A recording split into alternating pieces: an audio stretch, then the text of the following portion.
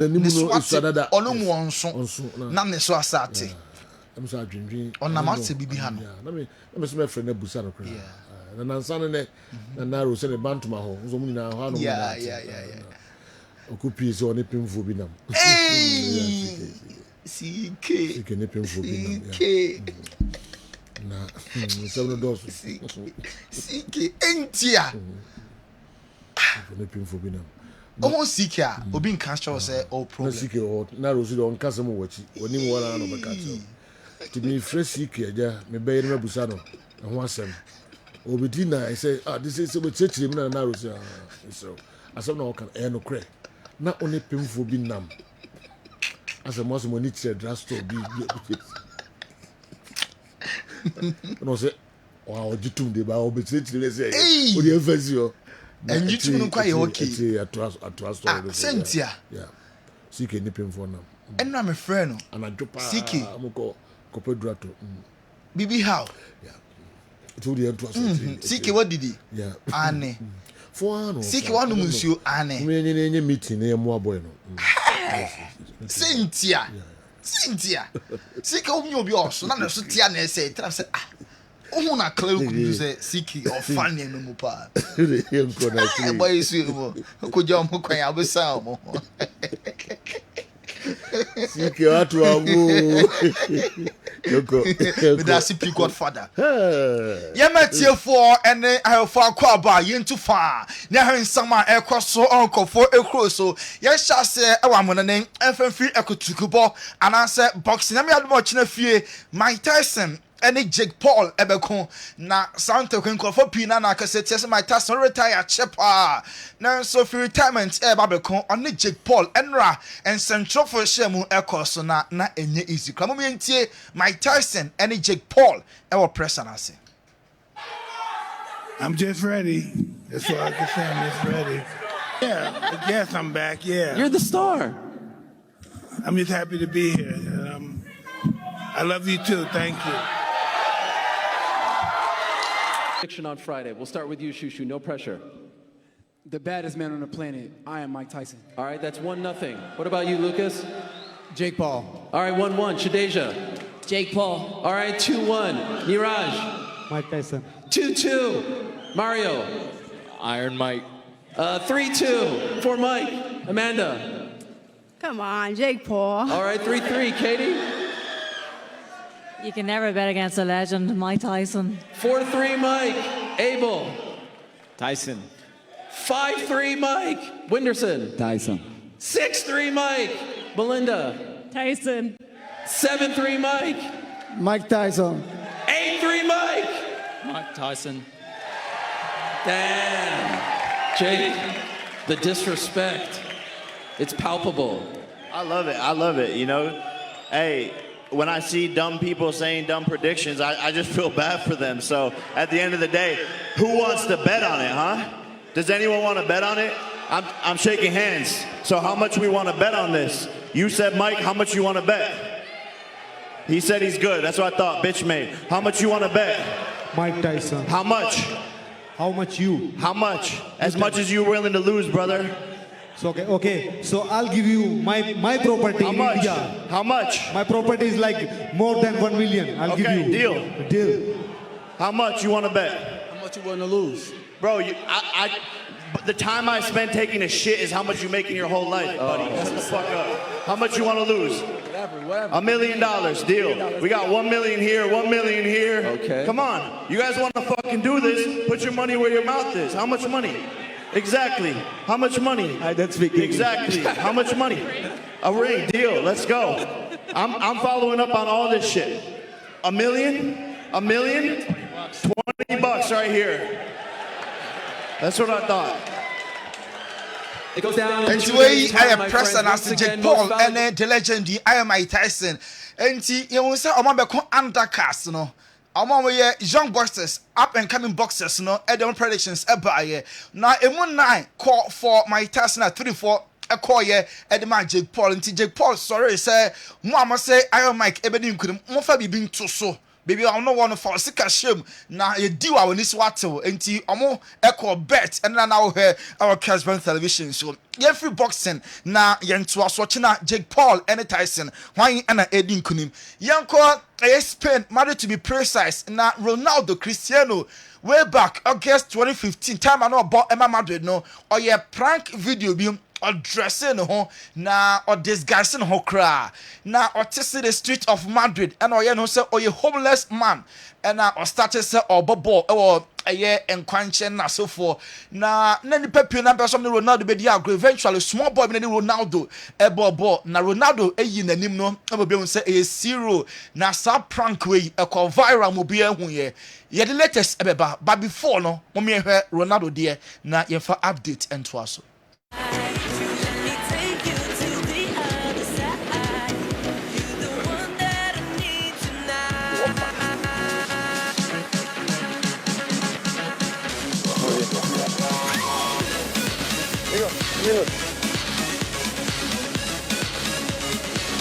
¿Cómo te llamas?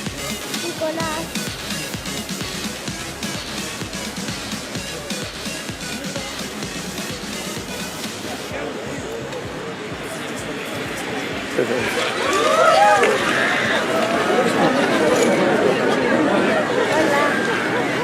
Ahora sí. Hola, para ti.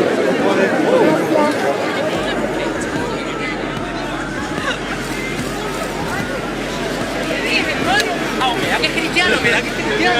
Era cristiano. Cristiano Ronaldo.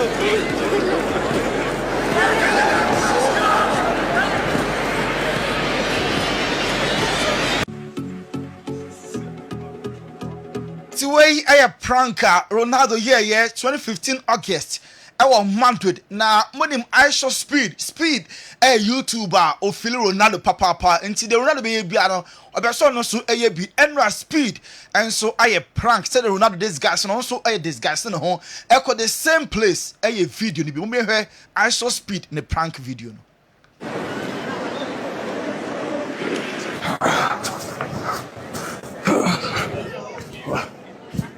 Oh, can I get your number? Please. Why? Woo! What's up, friend? You got a worker? No, ¿Portugués? sí. Español.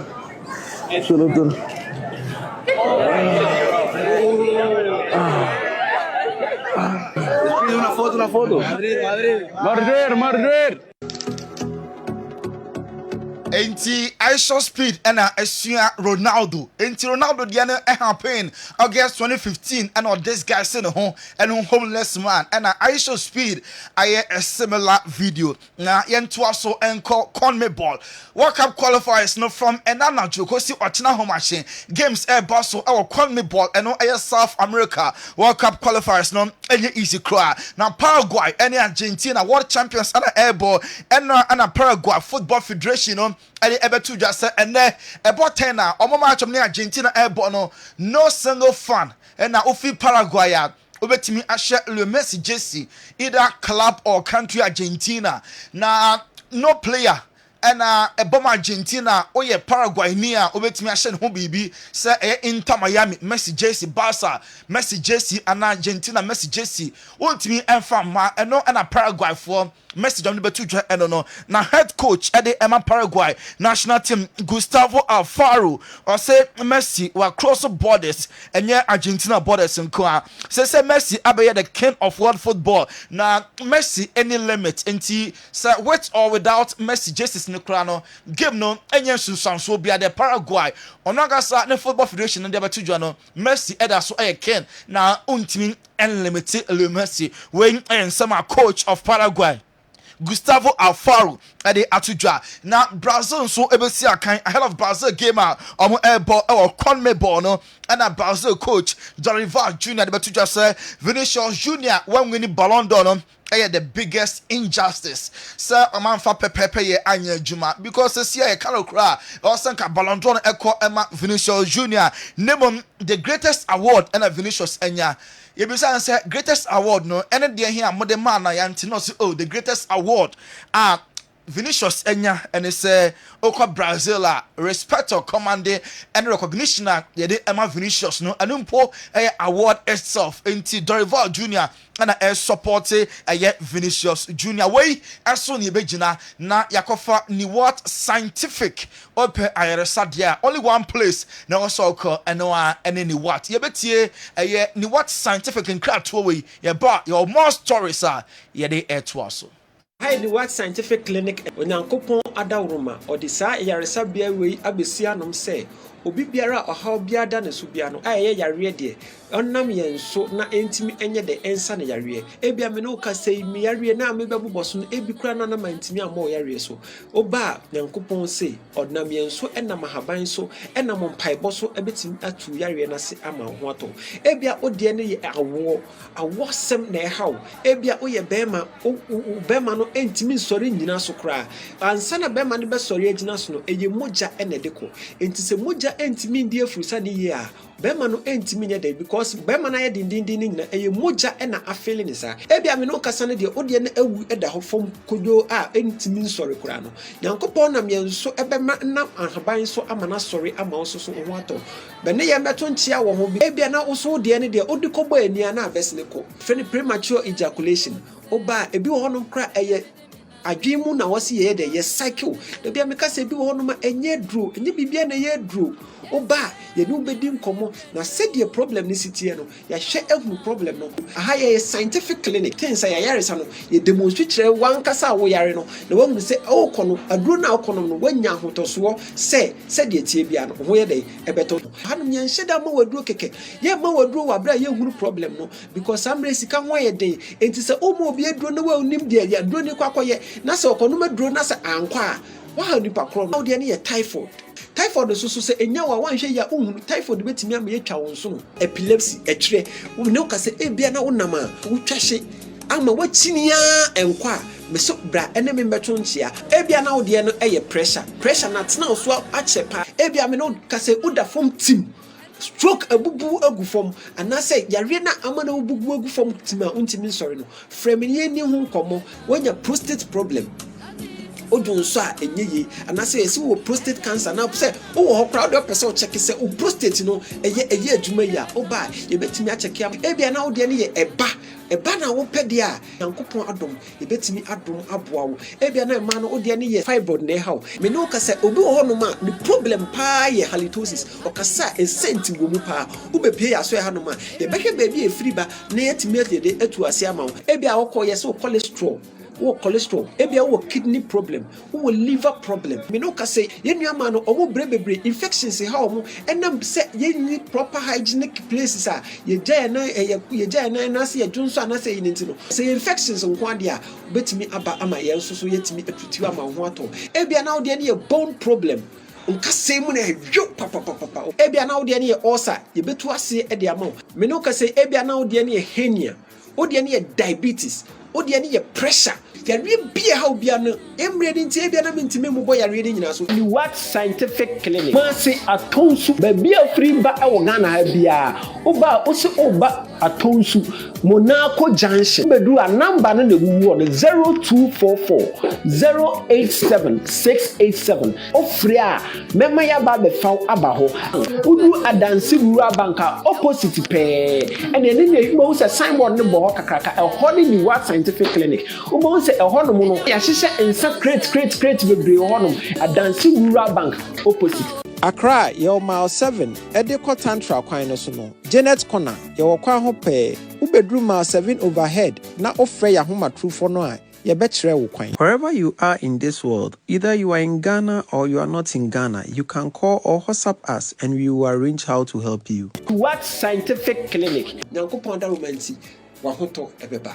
Amen. Entini What Scientific Herbal Clinic Koswane friend numbers ya wo hwe our Kessben television so na doc entimi emwa na yentoa so ewa monene yenram of France onim sa France national team no according to Centronium Romain Molina or say most of the French players no ever say Zidane ever year omo coach because omo is sick and tired of Didier Deschamps. They've had enough until also coaching echo Emerson Zidane Eben replacement honomo. Now Robert Pires Arsenal legend French Nino Osin Central for now amukọ to about Ballon d'Or pina in football mu adenya osin ka Mo Salah emeki aye final shortlist no.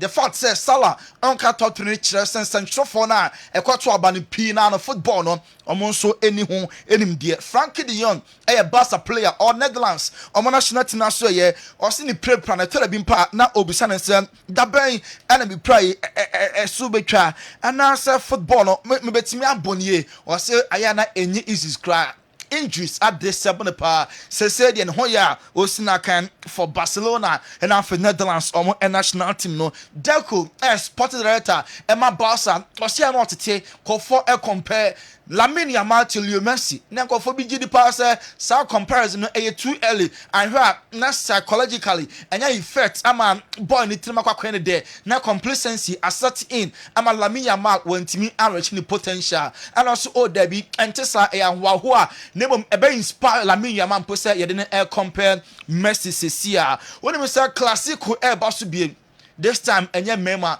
Barca and then Madrid the Mano airport this weekend. Na Clasico na airport so Madrid the Mano Barcelona at the flights in the air car a chartered Barca. Omo man ankasa enyamo flighter omo so e de beko the city of Madrid na fe game man omo ene Real Madrid de bebono eno enso etimi abaso e ho no mo ye bi sa Bernardo Silva Sir Ronaldo on the camp ahead of the Nations League, you know. Sir Ronaldo wanye footballer kajuma ben pa na nkobeye according to Bernardo Silva or sinka Ronaldo ebeye nutritionist nanka about the nutrients food the way men the way ya Sajuma nanka Ronaldo ebeye because ne health ehiano ye papa adio taking in the biano aya very very cautious now on your non the question about Ronaldo ebisa Bruno Fernandes say dear na kofopi enim efa Ronaldo ho and also Ronaldo dear kofo enim on ho and say or a very good dancer Ronaldo or sapa papa and dear and kofo enim nisa na Mohamed Salah and so Cristiano Abaso or say Ronaldo or your example P Emano or her they will dedicating the home and the family football Bibiano a Ronaldo or say Anna a incento taking inspiration every Cristiano Ronaldo way and in some Salah at the Atuja America Laporte Yabeka saw no any player Madrid air penny pass almost central defense no on because of ACL most of the defenders no team and Laporte say Madrid air ball swear ye air frewa untimi enkanu to no we be in some so ball Emma Al Nassr on Ronaldo ne ball or Saudi league no say Madrid air penny kwadia obeba onyo no kwane ye link no Pedro Porro ebo Emma Tottenham Hotspur was in the France and sending rumors say Madrid Peno and the fact that yelling to Madrid say oh yeah something right into no and what pass yelling can say over team Alco Madrid team after international break no somewhere around 23rd of this month here but at Saturday and a go post mubium at the Madrid after international break no Courtois and home a bit team at no na Claudio Ranieri the ten come and how do Rome now said yeah AS Roma fans they see what the ten come no and here easy class say so na be juma at the Ama Roma na okodu ye no nipa doma na edina che no na enye easy class me heard the arrival of Claudio Ranieri.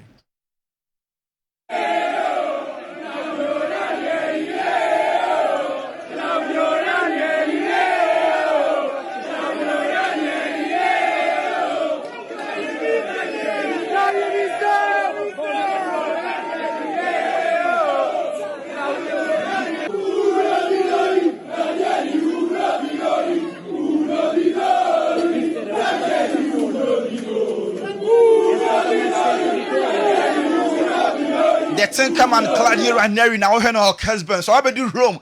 I'll never manage Rome until the end of the season. Or retirement in Po. Roma situation that bad. Here coach so much experience. Our coach Omoda and unti na mama permanent free retirement obe coach Roma till the end of the season. West Ham Air Nigeria and incoming African best. Adebola look on the bomb Atlanta no. Ya tell West Ham enya na omo enso epe. Chelsea show interest. Our Victor Gio Carris emu enti striker na obo Emma Sporting Lisbon no Chelsea nyana omo enso epe papa na Rio Ferdinand so no opese the Ballon d'Or winner no eyo obi a ojiba obe wow obe mo atiatia mu ohwe bo because say play there ne seso anywhere ase enye Ballon d'Or winner ohwe ne bompa ohwe enti wakaste slay our Rodri ho mo bi ntinse ma Rio Ferdinand edituja.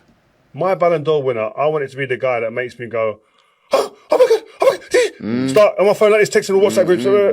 Rodri's never going to get me to do that, right? Yeah. He might get me to do that with a goal every now and again, but he ain't going to regularly. Vinicius does that, right? Yeah. That's why I was leaning towards him, because I want excitement. My Ballon d'Or winner, I want it to be the guy that makes me go, oh my God, start on my phone like this, texting. I know Rio Ferdinand and our ten and can Vidic a former Man United defender. Also Man United players here call focus the pressure almost pressure bia in your so over my bigger club also ye BB na Man United players no also come deliver because supporters no there be for pressure and to almost some time no na entesa name no mu deliver same part supporters no and for pressure and to players to here no mu hwi mo yentie Vidic. See, I don't think it's pressure. He's playing for Man United. The way Man United fans supporting the club and the players, they don't have pressure at all. Because they're still behind the players and they're still behind the coaches. So I think they need pressure. I think those players, they definitely need pressure. We are expecting more from them. I was the player. And I expect every game I came on the pitch. We and some Vidic attitude. We see na Godfather Odaruma. Ko focus on semno. Yeah, DSC. Okay. Montana the Tony Eva Crofo Cruz on semno NC. Munko swa na munfa messages no. Ene WhatsApp videos no emre ya bobo swa de ne ye ne mo batwetwe ho enkomo na fe topical issues enso no trending no ebe yi mu bi na there kind discussions no me ko ni what scientific herbal hospital na me ko acha ko din komo kakra ya ba na fe ye de foreign source no chichi mu no ene ne mai ba mu no enso bremo ko achi say ye nyame adum general binango pasipa ase wodo katrema enne na mudodo mi ade we na mbia na general o sia chenye oda ho na beta tu na oni di kwa na tafuta fuso say jante so no boama you come na no okay all right but me we na mo de we right abusuafo mu bibia tena se yesan so ahiehia biam ni what scientific hospital ye ne mu besua de na ya kire mu senti a we hwe ni paduane ye ensu aye nom emframa aye home aduane aye die enne yasetre ni nyina akoye fast food bibia akoye fast intino yade ahodo ba yesonso a eba in a fast manner na se faster manner was say ni pebia so hwe na obo ho ban edi frame ye wo Kumase Atonsu Monaco Junction Kumase Atonsu Monaco Junction ye ne Adansu Bank ni die nimhwe enkran so ye mile 7 Achimota mile 7 ye ben Janet Corner dan ye adwuma free Juada edi kosi edamemenda bia ofre ni a wonsa bekan number na egu screen so no frɛ na ye ni nkomo bia ode diabetes pressure na ha wo stroke account to them halitosis so kasana pampan boni firi onu mu ba ana eye ulcer fibroid akoyi osi akwan ama wontimi ma ovarian cyst ana so bu wonu na wona ase atatai Juno kidney ni hwesan se o kidney no problem be ma e ma na sitata bi wa ne de akohye duabo ne na mu nso ni ade enso behum na ne kidney no e na yare abemu ni what scientific hospital or brain adaje mfidie won waso de ye adwuma ne beboa ne yehu yade bia nso entini so na ase na atata ye ana so bu ma na ase hyehyew ase de mpane e wo ho ne ade e na oda Johnson tentem can be diabetes, can be prostate problem, either prostate enlargement, prostate cancer, and I say prostatitis. In the what scientific hospital number is 0244 08 76 87 0244 08 76 87 0244 08 76 87 general eni ebedi nkomo kakra na yasuade e de afa eye pressure ho anase high blood pressure yade ba ko nso a akwa chronic na ha amanfo pa ba ko no na doctor fu din etade frɛ no the silent killer say yare bia ba nipadua ni mu anase mpo ba nipadua ni mu wi a ya ne bon kaye yade bia ba stroke ba bon kaye wo ho ana o kasa nsisu yi wani hwade hu nie anase wonsa no na titiriti wo na adwodwo nanso high blood pressure na hypertension de yare a eba emo nkaye any symptoms ya na din say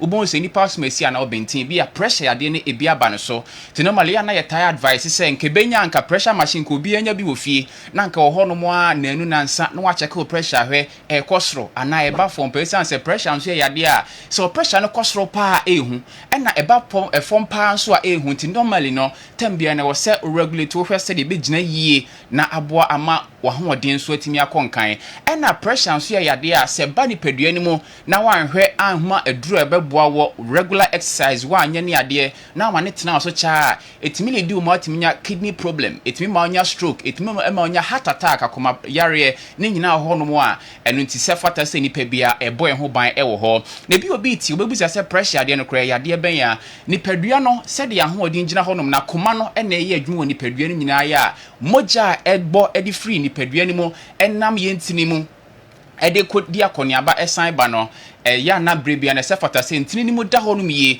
na ntini a mogya ni free ɛyɛ akoma ho ɛde kɔ nipadua ni mu ɛyɛ artery ɛna afidi agyi mogya no nso asa ba akoma no biom ɛyɛ vein na kɔba se bia ahoɔden a mogya no de pompe anasa akoma de pompe de aba nipadua ni nyina no se kɔba se bia blockade kakraba ntini ni mu anasa ahoɔden no ɛba soro pa no a na akoma no nso adwuma wɔ se yɛ no ɛwɔ se ɛyire no ho pompe ne den ɛde se de ubie pono na obegyina pono ne chi so ɔmo anguram ɛba sa wode wɔ ahoɔden nyina ebe bie pono no awura ba bia pese okobia ɛno ɛne nam so a normally na cover pressure no ɛde ɛba ɛna oba ne yɛ test na se yɛhwɛ o body o pressure no so a yɛwɔ systolic ɛne yɛwɔ diastolic normally na ɛyɛ sɛ at least o pressure no ɛyɛ 120/80 na aboa na yɛhu sɛ obi wɔ no bɛba no bɛ check ne de boa 140 150 ne adeɛ na yɛ sɛ ne pressure na no ɔdin yie pa obi wɔ kora no a wɔnhyɛ da ɛnnim ho hwee wɔnim si adeɛ bi kora de pressure ɛno nti na aduane a wɔdie ne nneɛma bi ne adeɛ no ɛyɛ ana ɛnsɛ ɛmfata ɛna obi wɔ nso obebusa sɛ bi a pressure adeɛ no deɛ na mɛyɛ betima ma pressure adeɛ no so aba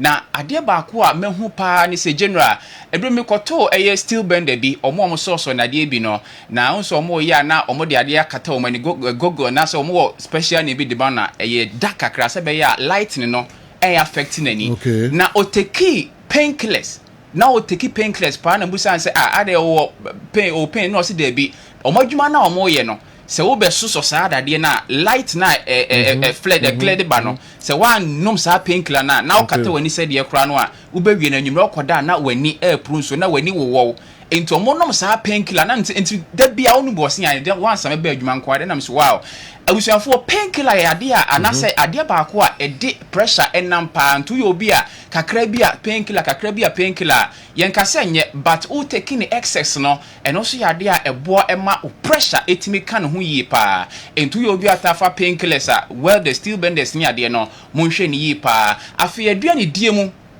eno so sa account udi aduane na se normally bu won so ensa no bebrebe ni ade ni nyina so betimi aka wa ma pressure aba na ye living no at least one year 350 ede ko 40 50 60 de ko no a hwe ho so ye esan say ni padua naturally no eyemre ni system ni ma bebre wo mu a eyemre eno so tutumi betimi ahwe na ede pressure ade no enso de abrew eno obu onya kidney problem bi kidney yare bi ede na baba bi anase bi onya kidney problem a eno so betimi lead to pressure no enti ni pep da bi e ka say anka obenya kalisa o senka wo ma na ye ntientia wa ya sabia na ko check o pressure na say obenya pressure machine bi a na nka wan kasa wo fie nanu na nsa bia na wa check e ko no wasiki doctor na say obi a wa ben ewo adwuma ni mu advice na wo hu anamo na say bibi obeye ama so atimi abo ye wo Kumase Atonsu Monaco Junction Kumase Atonsu Monaco Junction ni adansuru abandie nim hwe na accounts your ma 7 achimota ma 7 friend number no ewo 0244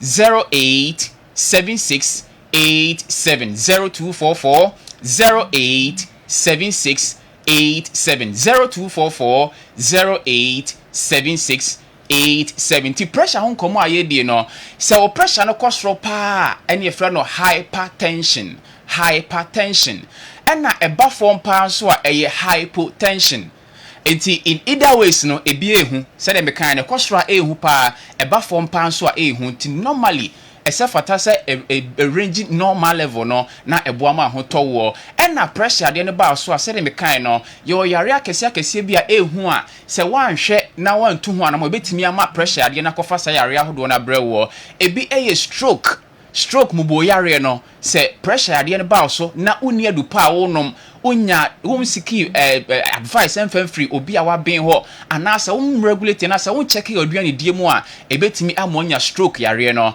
afa kidney problem ebetimi amonya sa yare ni bi ana obu on so a heart attack putupro nipa ne yeso okwa adwae okodware afi oto fom no wan sorry biem obo no TV o hwani o ti demu hwani TV a obenwane na afi on sorry biem chese eba putupro a wa hwe be wi ase no na ana akwakofa asem kese ne dia bro ene bu on so betima ma yare bi a na wan akwakofa asem kese pa ne dia ba obani what scientific hospital a eye nubra na afi no tan aduane die mu enkyerɛkyerɛ ana ye gina so ma pressure de na ewo so no yetimi de etu ase na se yetimi de regulate body pressure no de amawo na ba ya so enso amepacho enye se aduro no kwa anye de mawo aduro no de mawo no ye obi ho no ma ya no dada ye ho adwuma wi dada ene bu on so a eye raw ene de mawo se be ya wankasa aduro fi a obetimi ye ho adwuma yie na watimi anoma fe sa wankasa betimi akodwuma kotobi wafre ni a kire se do besi aye no na watimi anoma aduro no kama pa e de amawo na fe nso sanso desk ho no mo a special desk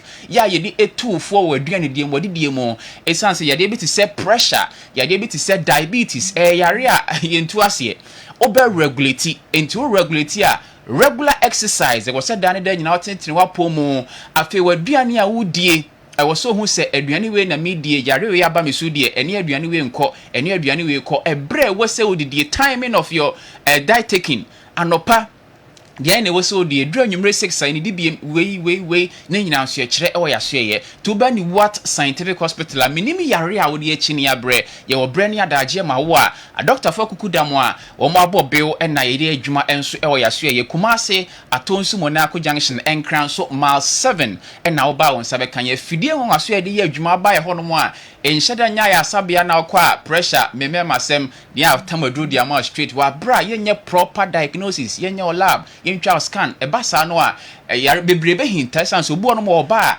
o yare bi hye ne ho underlying condition bia unim into ordinary yare ba akopeba na ka se wo tamadru eni eje koma no a wa hwe abewi ase no o tu sa yade na odi ba ya na se nanso na yare bi hye ne ho ahinta no na wo sa koyi sa yare na ba enu ntina ya na advisable se wo ba ya so ya ye be your lab bibia we pressure ko dwonso bibia e wo si atwa scan so ani atwa said ya be hu se bia de bi hye ono mo akire bi ma wadura ni wo se draw eni ede ma no eni yare we nko ni hu kwan betimi afa so na ede amount bia wutie me o de ememasem so pressure no do bebre na binimo no no ebi wono ma no den abrofuduro no o da pressure duro so da diabetes duro so prostate problem duro na onom no obi wono ma no 10 years 15 years a kire se wanu maduru na ma ne memasem awukura entimi nya hwe obani what scientific hospital a ye be nya bre ene adaje ma no brane no tan ye nuane a obo ade ade adom ye no so ne benam ne etimi dia boa wo pressure na ha wo stroke akawa to form diabetes ana se be mo ahodo mpem ko form ba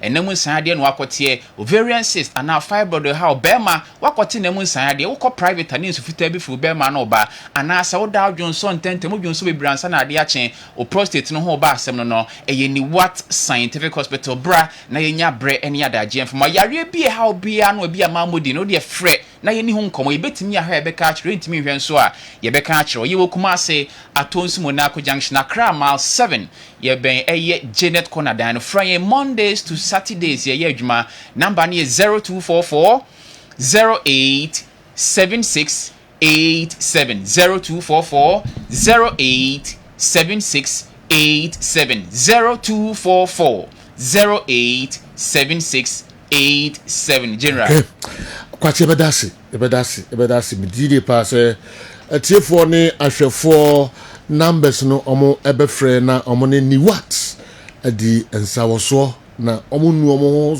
da se omo ne ni what adi ensawoso na de how bia ni what for beboa na omo ayi afiri ho yare da bia meka eya papa Kessben television, Kessben 3.3, Kessben 2.9 Accra. After the 4 special stories no emu kakra na afi local stories no you did Google on crank crabby headlines no betimi e the message I found what the message ba the young discussions no mesrewa na o de no dodo no ano e de aba na fi wakyere wadwen e won sma yenso e de to edwa no e ho donc e be page ma breaking news of the phone so about transit Andy yeah ade assign achi biom yeah stories be and at Tony Montana they go the Nations League no common ball or club news be and so far countries are qualifying Morocco AFCON 10 countries and Cote d'Ivoire ne Equatorial Guinea ebeka ho Baltazar the Chromo omso abeka ho Ghana yebeko ana yenko ebetima gina ene game no so me kire Niger ni Sudan kwasi apia Sudan 4 p.m. na sa game no baso akwasi nya 1 point ko crowd Ghana out. You dream of qualifying to the next AFCON. Yeah, out. Yes. But Ura Keto Kreku, President Magana Football Association, when you be at the Achre Black Stars players, you know. So I'm journey, you know, and know the all many, you know, and I said, Omo Eshe Sempi, Kwa Mikiba, or the town stories in and so a brain. Your club stories, club news, I would do GPL no more. And that's some kitu akra. Meti say Bechem United assistant coach Osewa. They didn't know right. Yes. Na all can sembi. They far smaller clubs so many kotokonom beshia. So no musi adwuma omo ye ansana. Omo any kotoko ababeshia Bechem United. We say players ni pi free ho dey akan kwada ne ade. Na nyoma omo no omo ye fa mu ansana omo beshia kotokono. Say nyasam kitu akra. Enya omonkwa music clubs ni na ABC akotokone heart of fuka preparations omo ye no enya sam ketwa nti kotokone heart no so kwa kusia sa clubs no na so so de no boko sa se no preparation na wo ye na da bia wo de bekwa emse be hadwen pa enunti na oba kotoko ana hasa nema wunya no aye moho no ya ba ho nyina na so wasem bi wo ho e de fa ho wow also after training before go to get after training na a friend is saying who obi akra wo ba bi o me training no ana kwa ho ana ba bia enya sam kitu akra metmeti o say wa biom na wasa tie biom anopai nsma kwa mbikiri tu dwa no emu ba kono no na mo me yentie biom e ready am yentie awa so ho ye ya me adum seju okay Amedum. Isi yeti abetia na ni charu no. Yeti abetia na wa na ni charu no. Yeah. We in 1-1. And pay now say 10 countries. Yes. And I qualify. Aka 13. Aka 13. Mobeka Morocco. Yes. Na ye 14. 14. O de ka 10 wa na ye 24. Nesi. So seju ni ya rewo no say say ye kwa AFCON we na ye nka ho a. What it means say virtually half of the continent in Eco. As you say, me say almost half. Oka e bibrim ha. Half of countries, you know, almost any echo. And a yen count. Oh, actually, me. Say me patch say first on ye number. Who's the first in AFCON? AFCON chassis ne 3. Okay. About 4. About 6. About 8. About 12. And about 16. Okay. Make in terms of participants, no number of countries. Okay.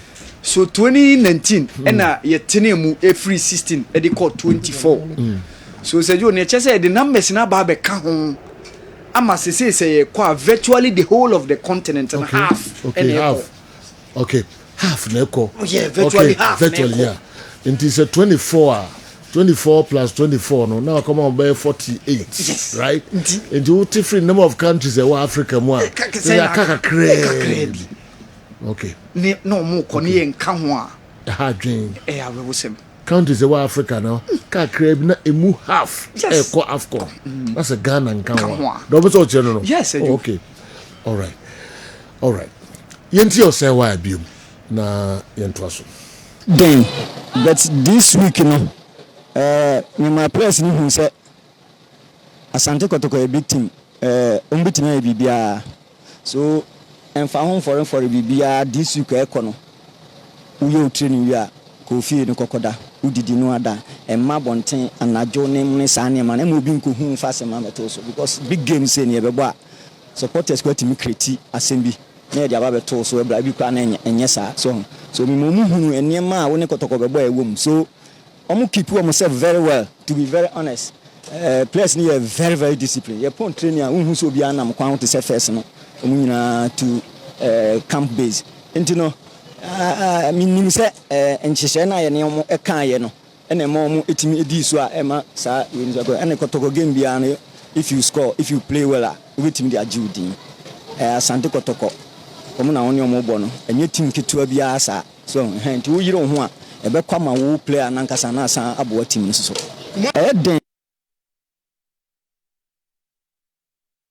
Okay. Say was some Audi to Edra, I don't know. A true baby cry, not or say young fan quadam more Asante Kotoko. Na club a casino, the mature place. A whole minim say money or more than only or say, well, be yard. You mean Tianos. Their age, our Mode Bobono 34, 30. 32 Ghana Premier League there too no cry me can woman say yan na players in a free system. Look at Elali and I say be teams na we Egypt ni bi. Look at their age how mo dey bobo no 34 30 32 yan has you assess ankola 17 years 20 years 22 years. How can they play? Omunya matured. Into again a bad thing. Pa ya bugema chances are send no. Ni nyina gina say empanifo a esesen ko mo wo homa young ones ni didi omochi no. Omo nyina free system no. Nti akwala de e be kire ni bia de e kire ne no ana obo no ntimi fa na adwene nka ho. So e be den Kotoko they need old players.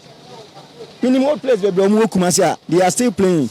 But oba e bia be kasi ni sika sem ene sa na ema nti no ye mfa no. Ye be kasi wa be sen kola. No, omo no they are omo bono omo ambache into munim make us say lally she players no omo player ben who so 20 years old then has so below 18 and 19 no more Bob Ghana Premier League until say you be sha man penifo na ka system ni mu de e say an e be yen expect se Kotoko ba be te first ni se na na tie ni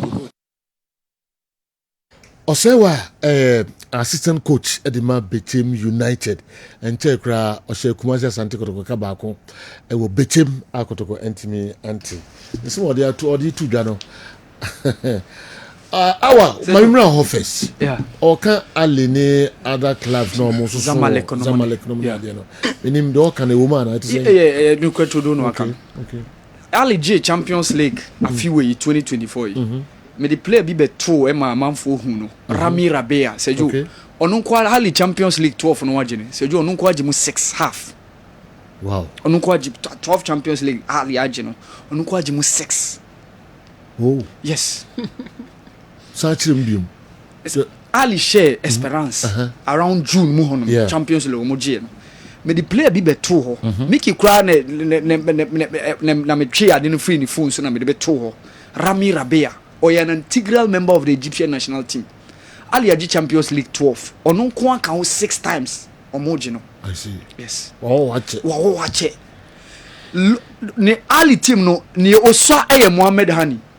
Mohamed Hani is now around 23, 24. Oba no around 18, 19. No mo introduce no within the young team no around 20. Yeah. Ena omo piano man ba team. Because Ibrahim on around 25, 26. Backline no. Mohamed Abdel Moneman and say omo tournament no France. Sejo is also around 24, 25. Okay. Rami Rabea Sejo oko 30. Pesita oko 30. Even Imam Ashuro Makwako fan from Ofri Zamalek called Mijila Naban. Sejo no so with middle of the 20s. Wow. Even Ali Malul Sejo hovering around 34, 35. Kosandaus. 34, 35. Yeah. She Kosandaus. Andy playmaker Tembas one is almost 34. I see. Yes. She Kuliso Mudau around 26. Yeah. Rowan Williams also around 24, 25, 26. Even Esperance omo bocha omo goalkeeper no kwa Abdullah Memish and oye teenager ono kwa nanse no mudi ni ben because Moise Ben Sharifa enyini but Yasin Maria is almost around 30 31. That's the back line no. So even Yansasa na olidi attack no say you no so on the late 20s and virtually Okoza Malek nso sa Saifuddin Jaziri also on the 30s more no. Mature players. Almost a national team players. Say international players. Okay. Almost a national players. Saifuddin Jaziri at a point on no lead the Tunisia line. Say you Bobo Zamalek. Tunisia national team. Na ni lead your line. A Bobo the Bobo Zamalek. Wamudu manual retire be brave. Yeah, ne sanity. Play big koba na nsenya near the annual to so. Odu 28 29. Yes, you win. Untimi mo. I'm gonna retire. O Monday bono na enso ani nye obi ana retire. Tembers one no. We both CAF Champions League star how many years? Yes. You know, obi aka say just play and retire. Sadek Alasan, why all stars say G League no. No na bob say so that to Nation 6. Isaiah Kubu. Time akojiri Dramani e wo kotoko no. No obo kotoko bet for dollar to bo Basake Holy Stars. Yes. Oh Holy Stars. And January or more but Sam Adams has been part of the season after season. Sam Adams is still in the league, playing so well. Zakaria Fuseni Kura has been there. For and you will be never retire or more than but okay. The other aspect of it is you can't temper Zwani 34 over here and Pani and Pa or 34 years. Oh, okay. When you be over okay. Over here and Pani and Pano or 34 years. Yes. By Hano, over here Nanko free Hasia, Temba Zwani could be given around 26 years. Yeah. What you say? More than 23 and 24. Oh, can we league more? Nkebia when you do 26 years, less 8 years. Into so no. After 4 years, no 30. No to me more na say so to me more when Ampani Ampabia or 40 years. Yeah. It's in the craze I woman say. Elsewhere, I can say early players, or Mumfie when you are checking Ampani, no. The difference crowd may be a plus or minus, and I say be a -1, -2. But the average Ghanaian Premier League player, no, in Pempi, you have a difference between football age and biological age, general. You have a a can't be inti. It's many and the again say Ghana player umfie was through now jina park no so now to me bar Edin say Obibeka's winning. Young Apostle striker what is saying? Lomotti. Lomotti is still playing. Yeah. Who is saying Lomotti? Heart of Lions. Kojo Bin Junior. And Zlatan. Abednego. You could tell Michel Sapon so about yes. Yeah, Michel Sapon. And it's a modern mono upon no koto do and a very retire on you piano. General. So koto do more edding, a munya mre, utumi tumrika to me chasey, who we call so banal see from now bequa, ubiano be retire. Into me, I don't believe, say, a central for an fans and a retired player. A player and a modern more. And you know, Nedidium, you players and so more conditioning. Another thing. Okay. General. First of all, here where they we are 1 o'clock, 1:30 ni 2 na ya no mujina so ye warm up no. Is serious. Tinyo one could know and you fault. And you fault. But who share other countries in Briana ye day to omuna. Hardly pass at 2 a.m. Now we are no one peak. Na play a just so warm me up. Park and so ding. Who cross rock for me no who go to no joints in it's a good number of them. They don't train on good pitches, they don't eat well, they don't sleep well, they don't train well until about 5 seasons in we are no abre. Wow. It's a whole lot. It's not just age. Okay. There's several factors. So opinion some no can in a way, but a lot of them depends on the individual players. Okay. Me gidi pass and nimu hono attackers no. Honum non kese coaches in some of the experienced guys in the chance. Mekai Antonio Boakobo Premier League ni we or Saba back to Germany no. Me tien nkomo bi o si coach ni chair park ni mo 3. O ka kire say the first two parts to onu go area and only business be out. You should not worry himself. They will bring the ball. All he got to do is just bury the ball in the net. Of the net. And to will be a onim go nation because them crown who Premier League. See, you be real week, you know. Ubo say 1-0, 1-1, 1-0, 0-0. Go so no ma. The act of goal scoring, Omo master near the Nusunia or there, Omudi Tumrika. It is sometimes the coaches would also have to manage some of these guys. Not goals, no, Omunwe Koyombe Faso. Mediama is lacking goals. But who can one of the good finishers a league in a produce in recent times are the we see a tail account. But why are they not getting the goals? How are the coaches maximizing a be an energy kakane? Okay. It's a whole lot of factors. A whole lot. General. Yakoba, you better the other car home so money kotoko babe boy preparations almost zero. Before kotoko game no play biao bebia. Unlike before, say many other teams were different crowd. The side they say send as a kotoko as almost prepare now. Had to folk also prepare. Editia other teams. I say why ABB no man is why. Obi kine they are microphone sunim dada. But yes hit me. On se jira meka o ha say Ubo kotoko na obo hasa. The moment and time now Bob Brekum Chelsea and now Legon cities.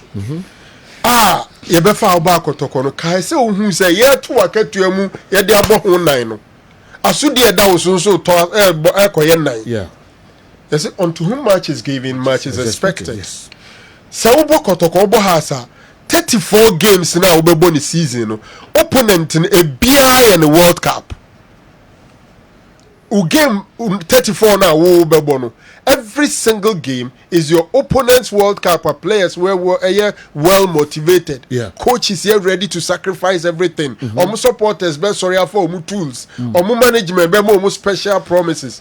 Inti asechire say the day now wo free wo team no ba kotoko no free team no ba house no ka un say asudi aba wo so no wo soro nti say wo so increase ubi bia.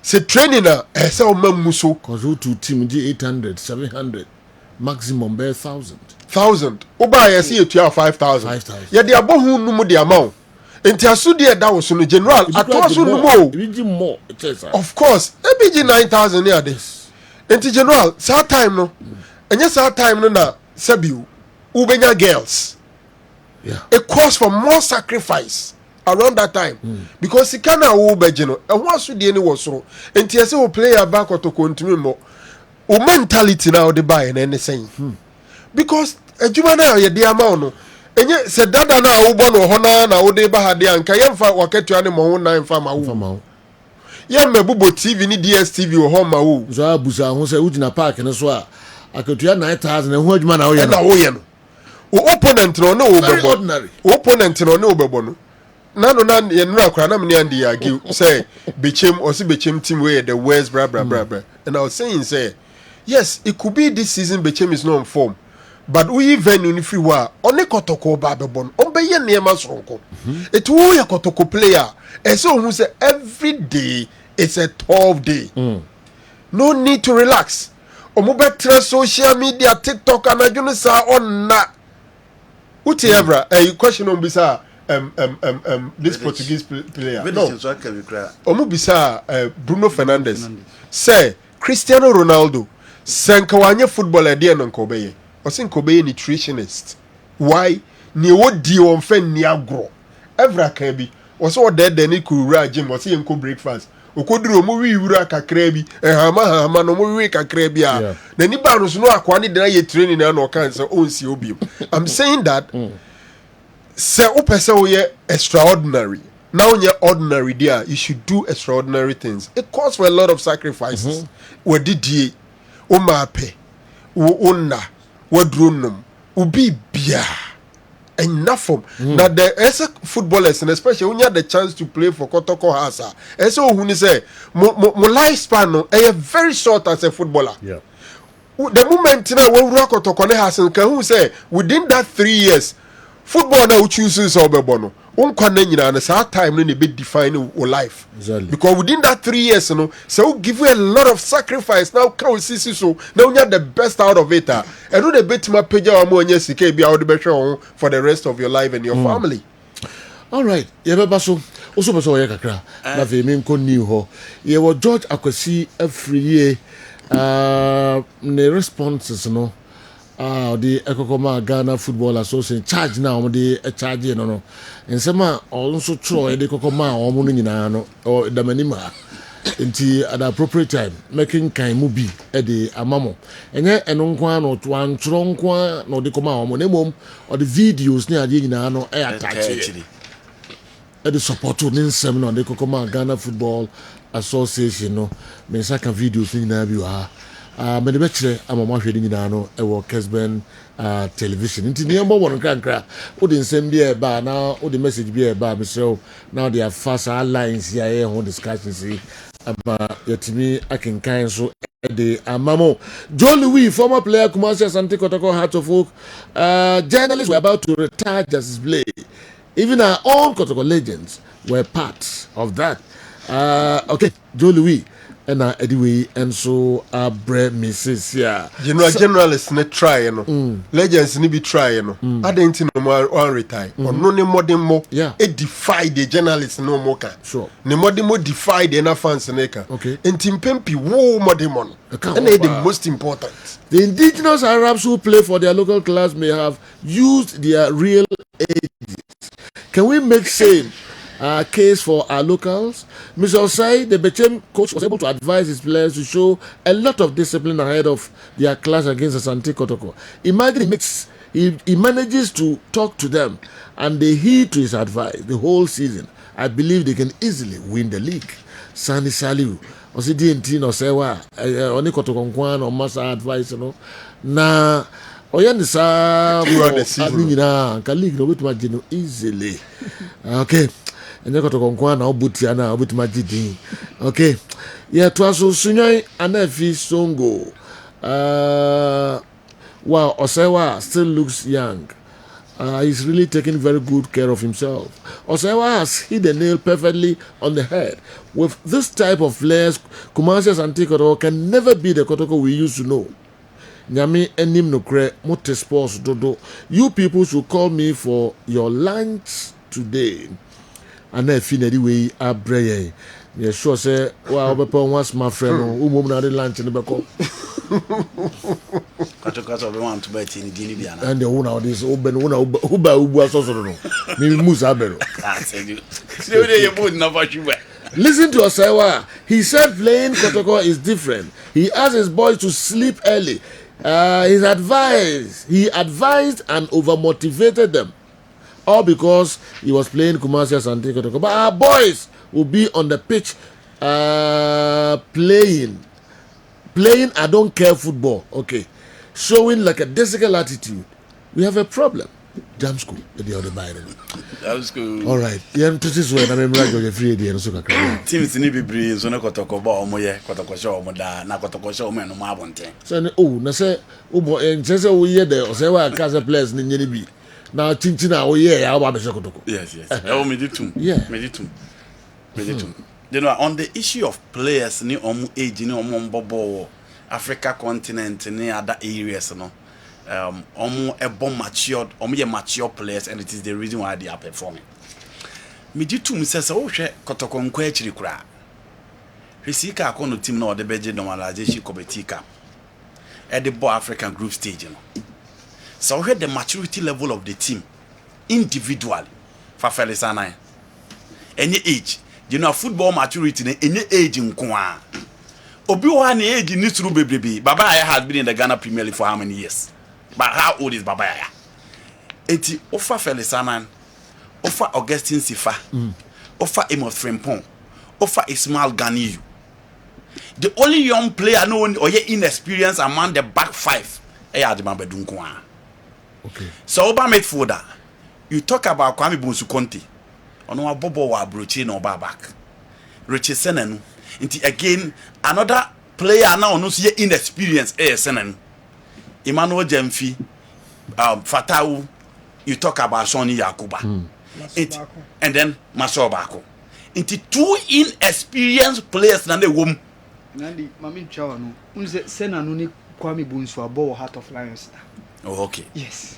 Enti even that who say players at least ebi bon national team ejai ebi mu da so bon national team ebi mu you can consider them for the main national team call up. And Kotoko played very well in Africa because said you African na wo kwa akobo no omo kwa akohia no so ye established internationals. So ukohia Hilala ye Sudan fo ya ye yamrofo no ntimi na omo mfa mo ani no omo na omo kwa akobo. So ukohia Egypt Imam Asho am otimi katom ata epate mu bom no na kwa akohia wo. So ukohia Temba Zwane mu a Nigeria fo no kura ntimi. And these are players who pride their trade in Europe, in the top flight league.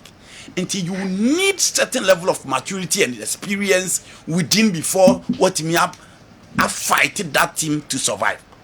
But say do, so by ha, it's not about quality or an asset maturity and experience.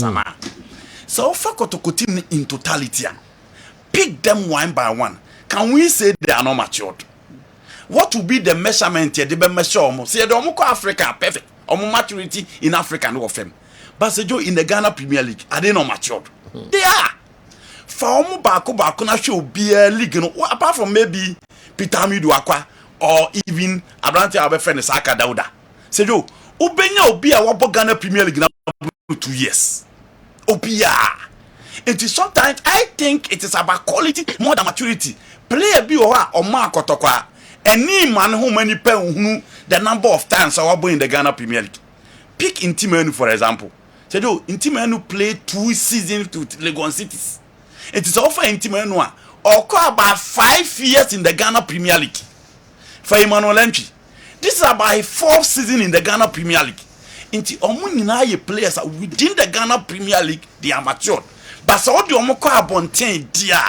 Omo level of maturity no omo experience na of them.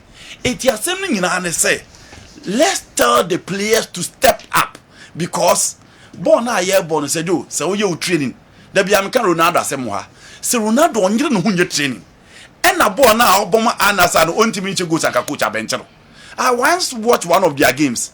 Me bisa am say Ronaldo ko dey she goes because born na omo born omo team no head anye. Inti born class so omo betimi dominate am born na ba betu na ni mo no bre. Inti genoa ye players na ne kan kire obo say se Franco di kan ya sama da bia me kan say se woje 1000 cedis na se ye do ko 10,000 me mpese mete se pressure bia wum ene yetena ba bia na woje 1000 na onya ready so obebo black wanim the moment ye be pagya from odan na de no ahwinim ne ye do be ko ba bi ne ye be siesie dan ni mama wo ye be ma DSTV center e wo dan efie ho a ye be ma wifi wo fie ho a ka be ba be fo ko training udidi na ye tuaka na yem winning bonus obo match we are dey aba de no a usia different professionals no e ho na wo so hunu se wako onim wa abrabom na se wako onim wa sa abrabom no e ho na ado adwuma ba be di agro no enti players no yen tie obia se enzentrefo na retire obia sajo tetezuta no o media man oboya kopem tamon no hu ye se bo no ntimi mobio se bo de duru ba bi na ntimi mobio wa obia hwe obo na ntimi mobia sajo ye beka eye babie wo ho babia Casemiro waje Champions League mako 5 obo match a wantimi amon Jimmy Carragher ka say o to mfi park de so ansa na ball na eja de Chelsea it is our performance le bafema you play some Ghana Premier League for not less than 1 hour J League January this say did you do money free kotoko this say Isa Yakubu da so bobo Sadiq Alasa da so bobo kotoko ne eye team a friend no nation bebo Sunday Sadiq Alasa will be the number 6 na obeke ball obesi abo enti those guys coming up say omo machi omo ne correct Vincent Atenga say yo you have Vincent Atenga team now no omo ball ewo eye coach Masoko edu team na omo de ball keep coach je no ni enhwe Ghana Premier League nso obi o ma ni enhwe say omo kura hodo say e na da so bobo the likes of Isaac Chum, Gideon Weja, Winford Kwabna, Emo Frimpong, Thomas Abe, Safo Maldini, Vincent Atenga, you know, she saw players in na mebobono. And no way. But Vincent Atenga is still an integral member. Ewo the go starting. Me time I call baby any. You raise concerns about certain age players within the team. Say Joe, go start must have players in akoi. And no maintain kakra experience within. ɛna ɔmo de ɔmo kaa team no ho hwɛ obi de sɛ Roland Frimpong hwɛ Vincent Atenga hwɛ William Denchi from Hearts of Folk Kimfesa is still playing for team a friend of Babiani Gold Stars hwɛ Eric Bosomche say yo these are not young players but born ɔmo na popo ni yie pa enti enye obia na retire players sɛ wo fa wo train yie sɛ wo didi yie sɛ wo da yie na sɛ wo perform wo park na so a nobody will talk about it wo pa hwe teams ni na makomako wo be ko bo sisa players na o ma che no park no mo na ne chire bibia ama game team koso so for me it is about performance, it is not about the media or mo try to or mo best of Obi career. We need to put our words in proper perspective. When we say youth players are not supposed to play for Asante Kotoko, it is factual that every team needs very experienced players to provide guidance for upcoming young ones. For instance, Robert Lewandowski has adopted Gavi like a son, and he's trying to build up his confidence. In the same way, Rafinha has a special relationship with Lamine Yamal. These are conscious efforts by Lewandowski and Rafinha to provide guidance for the young players. Again, Luka Modric is still playing for Real Madrid for the purpose of guiding the young ones there. Boss, in our part, we retire players so quickly at times, and it is not prudent for our football. Dr. Ogum can give special directions to Justice Blay to be a father on the pitch where he can shape the new and young players in Asante Kotoko. We must understand that Kotoko can't continue to rely on the practices of the 80s. The club needs to follow modern football. Regrettably, our coaches don't improve on the performance of players, and most of our coaches don't improve on the performance of our players. DD Akumadan Senior High School. The another dimension, Abana. Yeah. Very interesting. I think some coaches are going through that problem. Some experienced players, a fans of football or experience on Mboba on game nasi. Nti a jumana person or be near leader. A jumana person or the dressing room no nye. Park and so that leadership quality or catchers that would who call me no onye. A big crown susuni or mobile crown punsuno and shank cry. There are some experienced players on what team more rather than they are turning out to be distraction. Okay. Inti ubon se do baby a watch team nimu o me man meti so omu empanyimfo. Inti ubon se empanyimfo no gidi say ijana obeye nkate bone a obe frankate panimu. Inti there are some players a nke bia nka wadu level no obeba from na one nature nkwada no ono no mum ema bad attitude or report to training them. Timbas are ready say ekono no nyambaye. A lot of them nyina kwan also coach no and ampanimfo be fa so be handle omo ko inimpanimfo bebre omo boyo makoma mpa wa other teams die ntina kakra bi teams there da bia players and etiatua. I'm not making specific reference to particular club.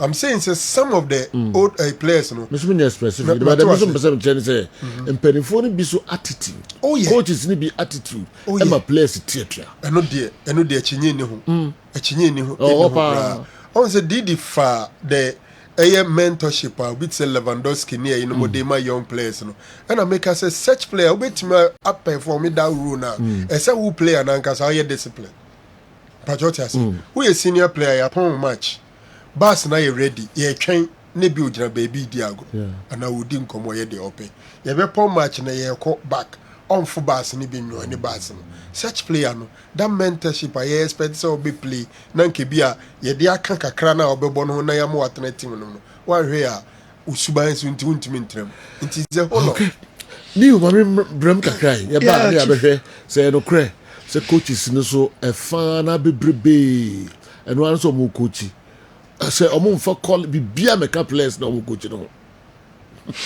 players be improve and the coaches be eno an so mo coaches Musume no akojiko onya no answer the team no bobo matches who difference bia who improvement bia o team no jo to get into Kotoko's team, everything in your life should be doubled.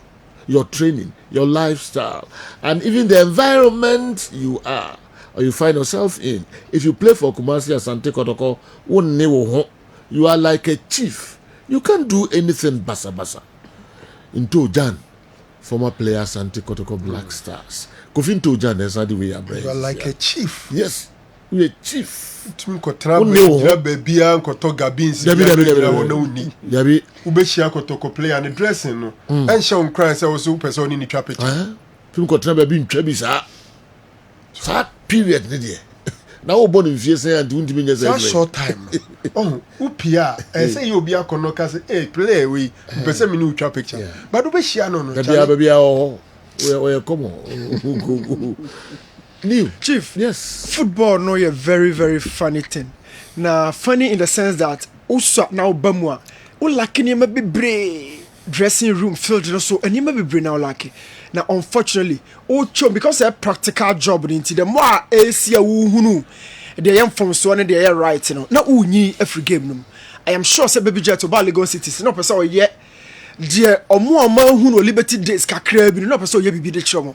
But football no ba niam you know wa woni ball ne ball na hoden bay and the best support to technique no na unfortunately say ukonya players omo age no wosoro kakra we league mu say Joe e be den say club bi be ball almost 6 players omo age no bro 30 e we league mu club okro na samato ye league e boy half of players no e bro 30 years a nkra na be hye enu second half 70 minutes you can now obochi if you can play players about 6 players or more ages in 30 plus e wo team no mu second half no nwie ni oh okay unwie second half ni yi mudin kula na ba be show yes your league no age na perform new real age and football age whatever me say 30 years sir but maybe any go start my first level no more than half from 30 so check na mami 6 players abenya 30 plus mutino and I'm say check mami no me busa say unya say real age no football come on oh me busa no okay me busa football come on here so me who be real age and me who be pass una zero it down to football come asem no be artificial we are talking about age and performance so here the most important thing is real age so how do you determine somebody's real age oh but say who can nipa as no I'm not making part of the technical I'm not making reference to baby any go stars players near there this be more managing players if your message will I once went to a small town in the Ashanti region where I encountered a young footballer. He pleaded with me to get him into a big team. I asked his age and guess what he told me? I'm 24 years but my football age is 18. Can you imagine this? If such a player gets into a team, how long do you expect him, or how long do you expect him to last as a footballer? 6 years, 10 years at most. It's about time we were truthful to ourselves and stop trying to deceive nature. Nana Pokwajiman Domiabra near Angomaso. And anyway, Abreye. New the own me who and no panibi man small boy be that mean say be a go stars for the no also say who ye team or Ghana now about what percentage over 30 and he is making a general statement and on the bear with real is he talking about real age of football and also football some near football yes because real mamu has and I'm say come on ye dino say 0 2 do match 20 people no so there a man come on ya but that's the basis also want mean predict will be age apart from people no so 8 yes so the bear 22 now bro the omo on some go from class ma kan ho na good and me question is and me question is say so ko find it o ko fa 30 ne ba 30 mbo obi 30 no ka to 22 a oyo o kan mo betimi do tumrika no mo enu kra mo bua me masem no okay mo bua me kra eti mbese me chance na je say onya people so 35 e wo team mu a o bua what be 38 37 okay mo ka bua me na je say people so no o 35 e wo team mu a say Joe uni 30 o 35 36 37 4 by 5 and I'm saying say your average age of the league ya boy Bechem United Basake Holy Stars Young Apostles Become Chelsea average age of your league above form now what dear so ko fa 30 plus base 6 e team no mu a omuntimi finish second half no my year okay omuntimi finish second half no my year na akwakoye problem a reflect in certain games aye body season and na make us actually okay and reflect in certain games so Joe there is no coach here konya experience akwompe woni team Barcelona bought with an attack of 3 different generations. 3 different generations. Lewandowski belongs to Luka Modric in the Iniesta generation. Rafinha belongs to Neymar mo generation no. Lamine Yamal belongs to the current Jamal Musiala mo omo generation no. 3 different generations. Bako the experience never. Bako combines experience and then young age. And Bako young age are only the different experience cra. But how many coaches and obenya this sort of blessing? Na ye league mu de so because we 30 and you man the coach to drive from and you man na ho from 30 na ye kase opipa so sa no. Say yo enra opani bi ma one boy bi ba me ho. Boy ni a young boy as so person that go memoir no. And I'm need din ko na me hwe na am say no, me ma won co division 2 watra. Also a coach player. And I'm so in fear say no osre. I'm so no I'm serious so in fear say. I say boss, me was 16 no. I'm so only 16 or say me more 24. But you call me card ni 16. What kind of crash them straight? Now most players had on way. And on paper I say 22, 21. Not all 30 years. What who na there no? It took off us half for the 8 years. Okay. And no me surely din na me hu say na say yes say na say continue hu yi e so show ku niema wa activities a wo ye yin ayi because we 8 years of mfia nya media man wo out ya to agu because of business person there so Joe it is our 36 our starting 11 mu a second half no I'm telling you untimi monwie it na most of our players omo call outside and abuchiri Africa ha to see no masamba mo and why bako and e perform train you do be fam ni ma obeye no bebre na ko na bidwana ba Cambo play bi din ra be Cham United midfielder bi awaso bo ne din Moro bo Salifu obo yes eno ma ba shiru so bo omo kan no ya ono so bo but dodo na they will be back here selo mota ba obo league bi lo moto ko of wafa ko bi we can so Adams, Brecum Chelsea, Ahmed Adams, yeah. So Joe, situations in league going forward, DNS among for you. Do you remember the National Sports Council team that was coached by Koje Sapon, etc.? Look at coaches like Emmanuel Ade, Atukwefio, etc. Those coaches built players. I remember our coach at Owas. And his impact on our team. Not all present day coaches have that trait. Lawyer, Nana Kokwa Makokwale. But now, coaching for BB, coach will offer him. Offer him cutting. 100 Obama. Oh, it's so young, but much me coach.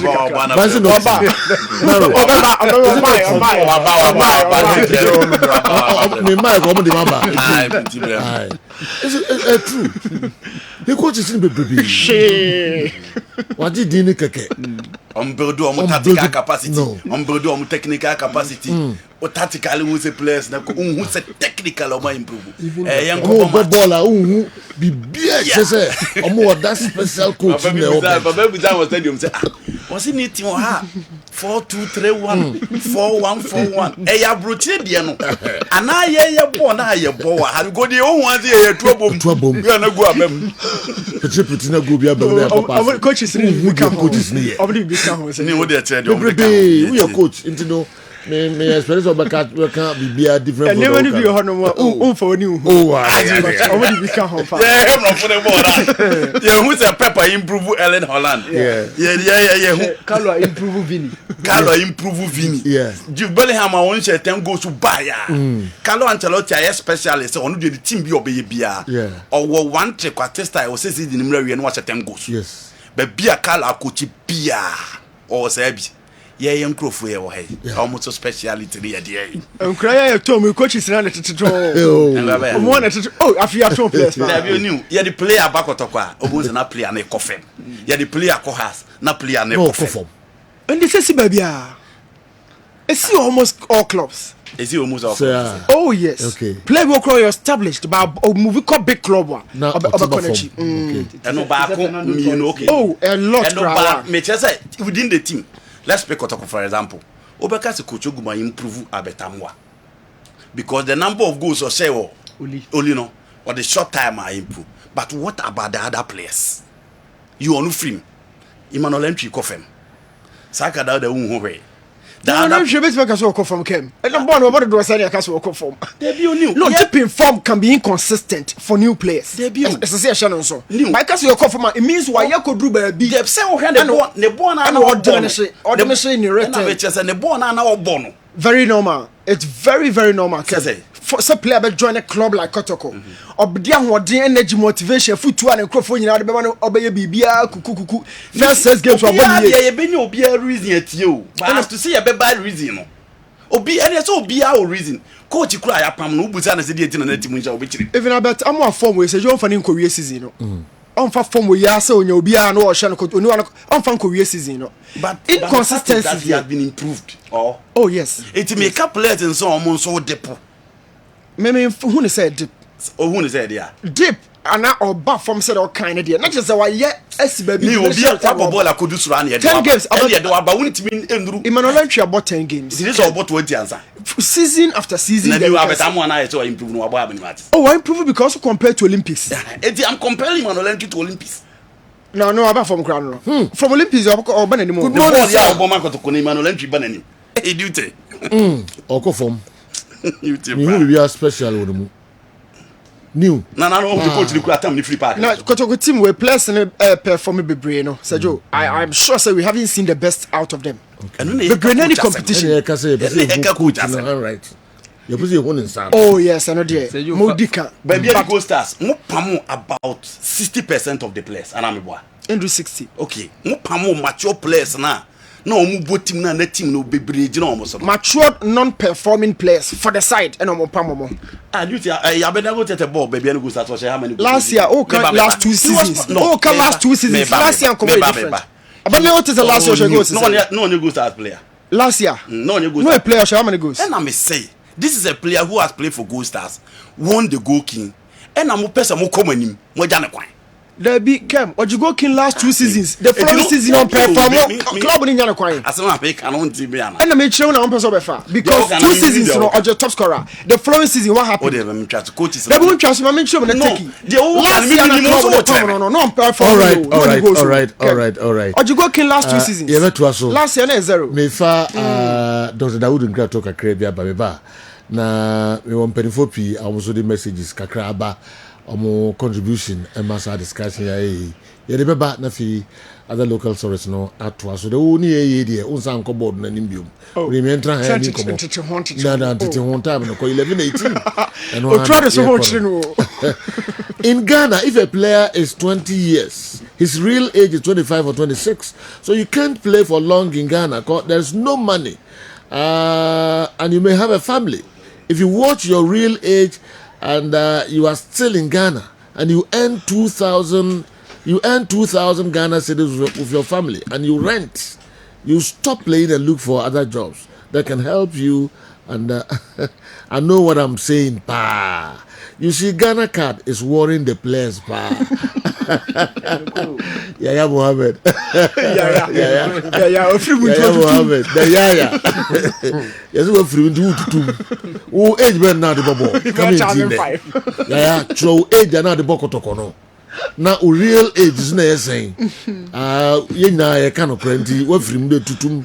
Nothing yenti. Love see. And so the infoni binya debi ebreme. Asante Kotoko players. That time no. Razak Safu Demfi Steven Oduro no almost serepa no the boko tokono. From Paul Manson, yes, this is from Paul Manson. And right now, see, I can't make Asante Kotoko. One from Paul Manson and 9, but from Paul Manson. Bon say no see Jinasu or Kotoko. Wow.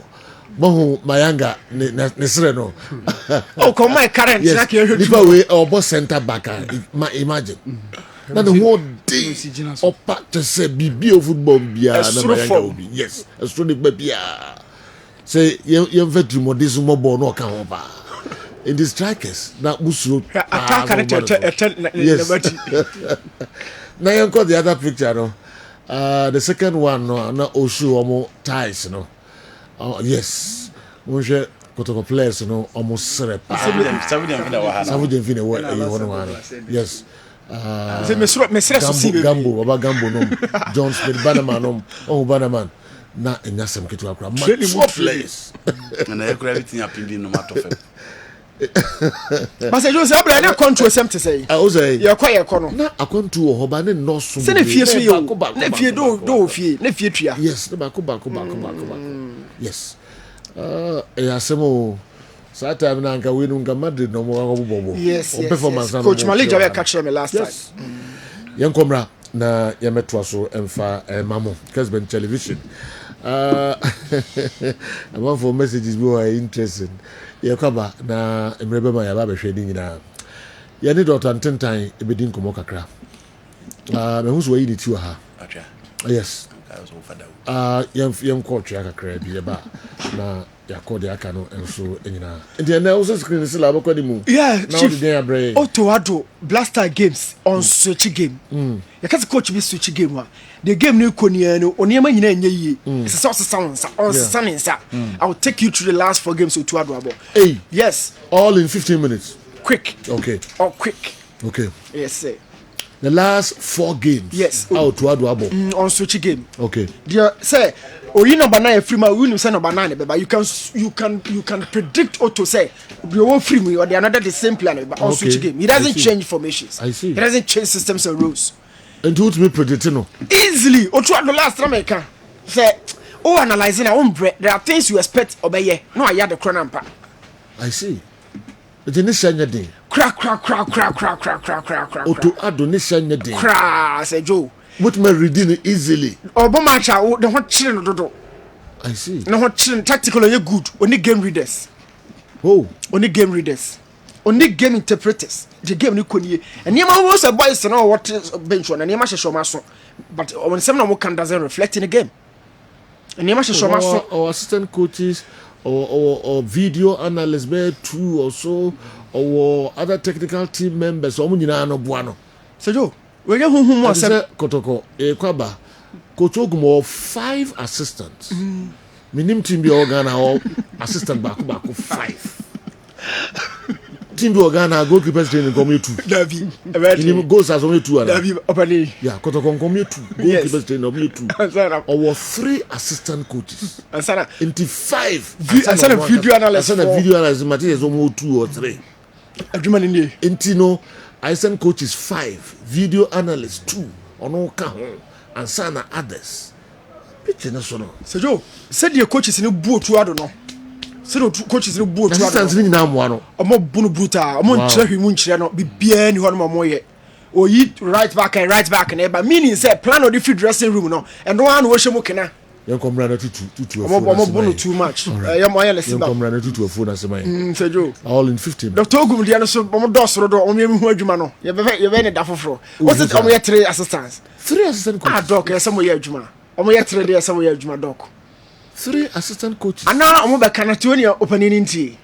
All right, odi yon come ra. Ye ba. Say adwuma na say Joe ye ka. Ba be hwede nyina so dey aka ho. All right. Ebefa baby awa Sajo yes sir you right hinting down about ene me he whether say kosia pia onya draw na obe qualify me de be wo woni be wo Sudan Niger okay game na omo born wo Togo yes but omo kosia pia ko Morocco also no say fly back yeah initially na me can say game ko be bas wo Libya hono said ye la o say Niger no omo switch omo home games okay aha mo switch your home games no enye ni nyina no mo abo no faako okay aha so when you Togo yes so when Ghana for bit ma ko support Togo I support eno no dey say ni say Sudan for na for mo na lodu ayi for ni na ko say yo ni say no dey Sudan for mo ni nyina no say omonya omo result no pitch no so all right it Ghana for mpa bo nyina and say akosi apia ebe lusu ne so lusu ya ese won so chechina na esa hwe bi so wasa ko Angola so because they can still lose and then we might not qualify even after that yes because yes so pressure say you one of the countries yan winning game AFCON qualifies okay yeah all right ukoba and then Nigeria ni Benin game no and see one of the games Nigeria here 1 point Nigeria here 1 point to qualify yeah we here 1 point okay Sajo time for number 2 no be musa wa asem wo mana koyi account time no you are 1 minute okay Sajo no be say musa wa say adenti no to ado ugina bench de bia no wo so etisa first one no second one kotokobo Aston match bia be 15 years ni ne match taka nyina wolusu be 3 matches to aso Okoba ebe you no. To the Oka for you this year. We say 15 years ni. Okay. Because Okoba some match be next match ni na will lose. Dr. Tintin e de Ochia Heba na aba na waja ho discuss Oto Ado. Say you need that come. Me chia no ahefo no tiefo nyina. Ayi nyina e Ghana for ma say born ye ni je ho nti se Koba se enkoyi a ye ba wo se kan wasem kakra na ompege mma ye na eni je emre mu. Na enidi eba mu no so no na wo ye bema ana wo ye oba e wo se wonya apomodin na woni atimi age ebra Ghana ye bobo na enidi aba no se yare wo ho a se be wo so woni entumi enje enti ne ameka ne se obi a yare na etete wo pa yare eha wo pa no na wo pa apomodin no edura wo hia ye wo twa heba powder enempo de me kan pen se e wo se wo esifie enti ka no pa no wo tea bia na coffee bi no na wo de ba ko agum nu mu ara efra na wanom abusuya nkyemfa wo yare wo nyare wo na wo ya tse onunum bi na eno no e bo ho ban so kwan so na yare no mpo ama ansa na wape otwe kira kwan wo ba wo 12 years e kwa anapa no ye tea wo ye coffee bi na wo de ebi agum na wanom ho de den oba ho de den ma ho de den yare kra bo esuro emane ma ansa na wape otwe heba powder e kira kwan ade a empa ne se won fa mak ana sugar engum asa na onum otwea no eye adwuma wo nipadua no mu etu yare ase wie yare free ho no mo ema wo gina brane se wo ye oba se wo ye bema enti obi ase wo sisi na ye wo ya etete wo wanum nuanom wo de sa ne wutua nyina no de wo hia ye otwea he ba powder se koko na etete wo wuja na ya moja wom na kokobo na twea ba na eye wo ya wani su eye tum na po se wo na ye ko de wo hia ye otwea he ba powder ade ade beguma yesu ohie enya nwono enka enchiri bibia tigun so ohie no mu fatiri no mu sa na emfra na nom asa na kone pedua no mu a eto ne bo ase ye adwuma se ne wo se wonya apomodin papa no na ede amount obi a woda bipia do so wada so a check 10-15 years no mo twa heba powder tigun so ohie mu ebra onu maduo no na obi pi no na eba normal ede amount asamba akone se obi a obi pi no ye bema na ache bia no e mama ma sembe kofom enti ya mo se yedu no e memedru enye memedru nemom yare ma wo ye mre no wono pe na yare ne ko wo ye bema no gina brane se bibia hawa onom ya na ira so na eye adwuma gidigidi edro no eye otwea heba powder ye tigu nso ohie mu ye de atiri no mu sa na ya nom ekoni pedwe no mu a eto ne bu ase ye adwuma mesra busua bia efie bia efi na kro fa bi si fie no mu anopa wo de mu ye mu tea na mo mfa sugar ngum mo mfa maka ngum mo mfa otwe ne ngum abusua nkyemfa obi anom bi obi aho dendendene wo ye be ma ho dene wo ye oba ho dene wo na wo se no sisi yare away koko away ni nyina kɔ wo gina brane ama ho atimi atɔ obi a owo da bi tera wo sugar wo ne mo janum na owo so le mpane de bia owo bi na enko no mesre no o me no mo twa heba powder what the offense was here no asa sugar na ba normal e de amount na han ya na hiam no ye be ma pe sugar na wo moja no mo na amount me masam e kofom na wuja no edum nyame amwa na wotuo no e ko jubilee house akotwe ho e be ya asem ansa na afiri wapie no mo twa heba powder ene ya abra ono mo twa no na o me masam no e bakama na yare no e free ho no mo ye duro no ese yare ansa na mo ye be ma ada se bibia house ya ene wonom ya na wo ye bema na wo ye oba no watenka yira watenka tiawu wo se me wo low libido me ne me kunu hia mente de obesi wa wo fo se bi ono kunu hia ante de da mesro de wo hia wo twa heba powder tigun so hie mu asa onnom no ano na tenka na eba obi wo ye funyare waji aduro gallon sa ko be 6 months aha ne hia me no se bi mpraduasa e ma yare nkun obraduro ho no mo se edro beje wa mpani se eya atrema otwe heba powder wanom na otwe mienu yare na nti uto edro no wanom a unhu hwe janom pedi for nom e kire se ebia na amwo enti edro back wanom no 3 months 4 months 5 months yare ko no unya hunu hwe enso wote ho se wonom ebekun mesro se yare bowa na wonom adura wo se ache na wotwe uhunu bibi se yare no eba fom ana ekoso ana ijande gina na wo de even ama from nyina ho say ekosoro eso kwa na ehye nkwa say kosonnom ne be yi mesoro enye yiye benom wotwe heba powder na wotwe uhunu hwem patwejai na sa wonsa enye misika nti na mbehwa mo wuo no madura abo na asaw yare na onya apomode papa na watimi asori adwuma atwa busua na oman ni mo ayedene se yare ka to hono ma ebeye asem no otwa heba powder obi wa ma ne to ase twe no na ko na ko mu hono mo wo se wonya sciatica eya ne ya no wonum no wanum no pi na nkomesro benum otwa heba powder asa yare no ebeko e de amount so pe bi ato na wo kumasi a Fredemens LKO Kolinak Ashtown Misty Heba Mrom Edu Museum hono ma bra yi ma da rubber stamp original one no bebrebe ne ho tamale obekọ PK Gombila okọ ho ebi hono mo takrade AA Mensa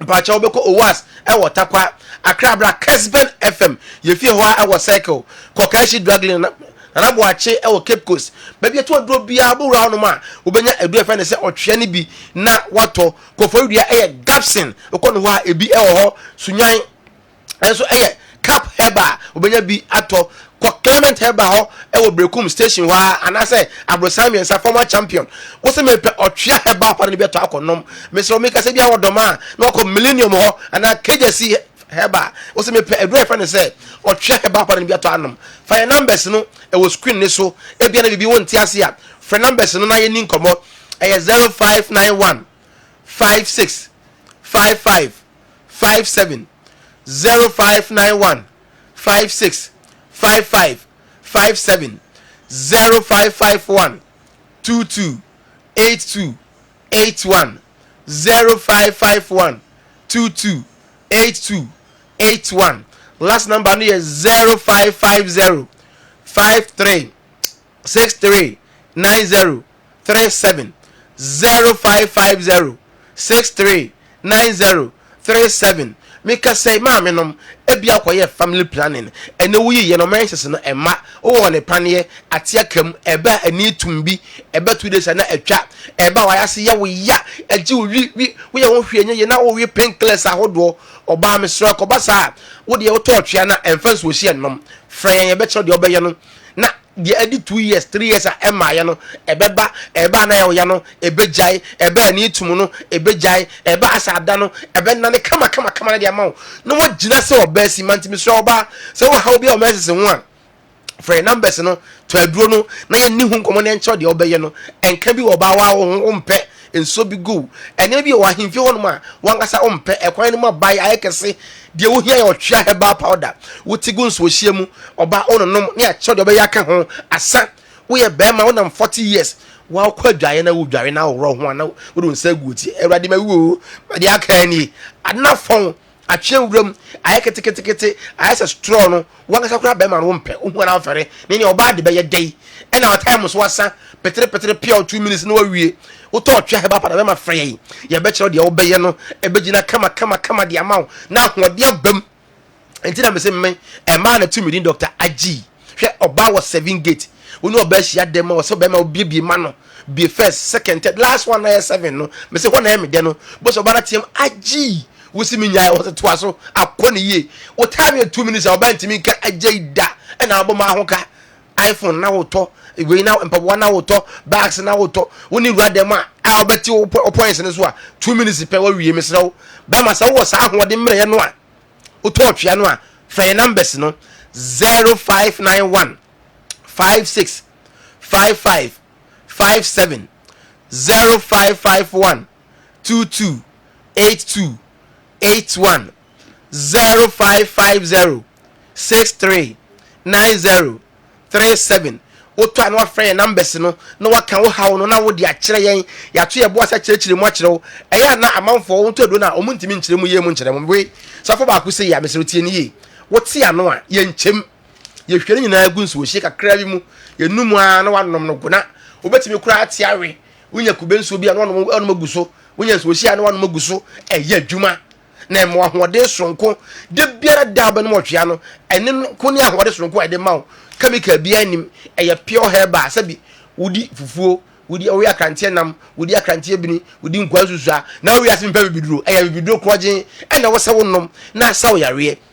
unia bi wa brochire wa fraw se koko tete no koko ha no to bi koma no sisi ade ha no to bi koma no wo se awonti saboro no eku no to ɔtwea herbal powder fa kɔma no na ha na ɛne hia me no mpanimfoɔ na mboro 50 years na yɛamote team yi o ɔbɛgye time wɔ me hɔ sɛ me time so a anadwo 12 to 1 na wɔfrɛ me mepaakyɛw me time no megyeɛ no me ho kyerɛ me ɛba saa mentimi nya no hwee biem enti wo gye time a gye deɛ ahoɔden bɛtumi de ama wo na fa bɔ adwuma na ma ho nyɛ dene ɛwɔ fie abusua mu timi sɔre kɔ adwuma kɔpɛ sika brɛ fie ɛma yareɛ nka to hɔ stroke do ato fam sabi wontimi nsɔre biem no mo twa heba powder nyame nti obesɔre wo na asi hɔ no ma adeɛ wɔ okura wo ntene ya mesrɛ no mo twa heba powder ɛbɛkɔ yareɛ bi wɔ ni padua no mu no wo tɔ twa na wo nte ase a wo frɛ yɛn ɛyɛ frɛ yɛn yɛ pɛ sɛ wo frɛ yɛn numbers no na yɛn to yɛ bo ase na yɛn kyerɛkyerɛ wo twa no mu nkyerɛ wo na to bo ase no mu do no ma yɛ na nya wa yaresa we ɛyɛ adura wo nom etu yare na se ɛnkɔ nsan ma biem sisi na yɛ wo ya wo nom etu ase koko na yɛ hawa wo nom etu ase we enso so ano ɛkɔ a ɛnsan ma biem na wagina brane sɛ wo yɛ oba sɛ wo yɛ bɛma sɛ yɛ bedi bronya bɛma no muntie mo anyere mo ho bɔgɛse ba enti sɛ wo ni sika ma wo sisi munya dene wo pɛ sika ma agɛ no na wo pɛ de wo so no agɛ ni sia wo ma oba na ani agye enti no mo twa heba powder sɛ ase ne ya bronya eba no obi ama ni sisi munya den sa na wo ka seriously say you Sejo bronya eba e dey binya holidays obi ama ni sisi munya o se me ba na oni ayi kasa say o se o ma ne bre because since January the bia wo ha friend say Tony on say onu ko to pressure ma on onu ko o se bi make say ko ya be ma no wo to pressure ma no what you say why you the whole year o stop it that yeah esa nti se bronya na ebidu a dia holidays wo nti girls na bia wo nya to ho no na wontimi nya ne ho adwuma no sisi ho to had the time no ho bronya de se jo dia na wo de kai sa asem na me nwa say bronya Christmas day mo de sa o so say holidays ne wa at least from 20th for na ejinam sa na isi January na month ne wa enye bronya na yawo Yesu no say na ye ne je no na wo mo sisi ma ye den for Yesu ne je si Yesu ho ne je nti wo ma sisi mo den na wo de sia no me nkasa asem na wo kana se yo ande no kre ande no kre me na me ka se me ma no mo sisi mo nya den because I dey abeto no ma obeton ko beton mo obeton drinks so sisi mo nya den na wo boka we ya madam fu so ne geja bronya bo ne geja yidi na ari so mo mochia okay sisi no mo nya den o wa ya den etimi di bronya mo wenenye empam ya re frifio na obi a ho nya den se je nyame adom adase ne besa no afọ no tifu ati achi bi no mochia heba na fati bronya no tin times ma o kan no mana no kaze you all right that's it now choose ne those are we say na mo friend numbers no mo friend numbers ne sremo a na baby otwea wo bia no ko na kope bito na nsem na o kan sa no enya agro na odi munkotobi na ebeboa mo ye papa otwea heba what the Bechem United coach is saying about players and their age and related performances. It's very true, and it's also true that Ghanaian fans are also retired players calling them old, especially when they return to local league from abroad. This behavior of Ghanaian fans has been there for decades. Kofi Kaswa, aside the way Ebetoa Subium, the age cheating in Ghana football began in the era where Ghana started winning under 16 and under 17 World Cups. The GFA itself selected over-aged players to play in the 1990s World Cup under 17, and we delude ourselves and don't admit that Ghana used over-aged players to win those under 17 World Cups. And the declaring of age didn't start today. Even national under 17 ages were not actual ages. Kofi and the way Efri Kaswa and so Abreye. O mine nyina was your Juma no. Your Juma no. All right. Yeah, the others no and so Bebremo. Our Mohammed Atrance Joe. The only underlying problem is that Ghanaian players are not professionals. They don't understand football. Alaji Porcupine and the way Abalaji Wabagana na and Salano or Saudi. Michelle Papa. Joe, I hope you remember the attack of Akwesi Appiah and Esapo from Paul Manso or Oliver Aqua, Samakwa, or Paul and Odame? Can we get a Black Stars defense of today which can stand any of these Kotoko defense? Joe, Agroko, greetings to lawyer Kwame Boafo, my brother. Yao Benfi, Edwifi Sunyai, and Abre. Awa Mohammed, my mra when I'm here all day, I'm 40 years and my son is 18. We all decided to play football, so we reduced our ages and got registered. On the field of play, my strength will die out from the 60th minute. So if my team has 5 players like me on the pitch, we are doomed. Because, okay. All right, never hear some message and so yeah. So you try some no. Yeah. Now osi se kotoko ball standing game the next 3 game o lose no say you like me hu bia NCA. Okay. Osi ni pa ko ni bisa se kotoko ball standing game the less games bia o lose. There be enya sa. Okay. Me hu one example a NCA say you. League na media magie no. Kotoko omo first 2 games Seju ekoya outstanding. After playing the outstanding against Nswatremano, the next 3 games Seju omo lose ni nyina. They beat Kimfesa, they beat Samatex and only lost to Bichim United. So asema ni pakono bisa na nya nokre.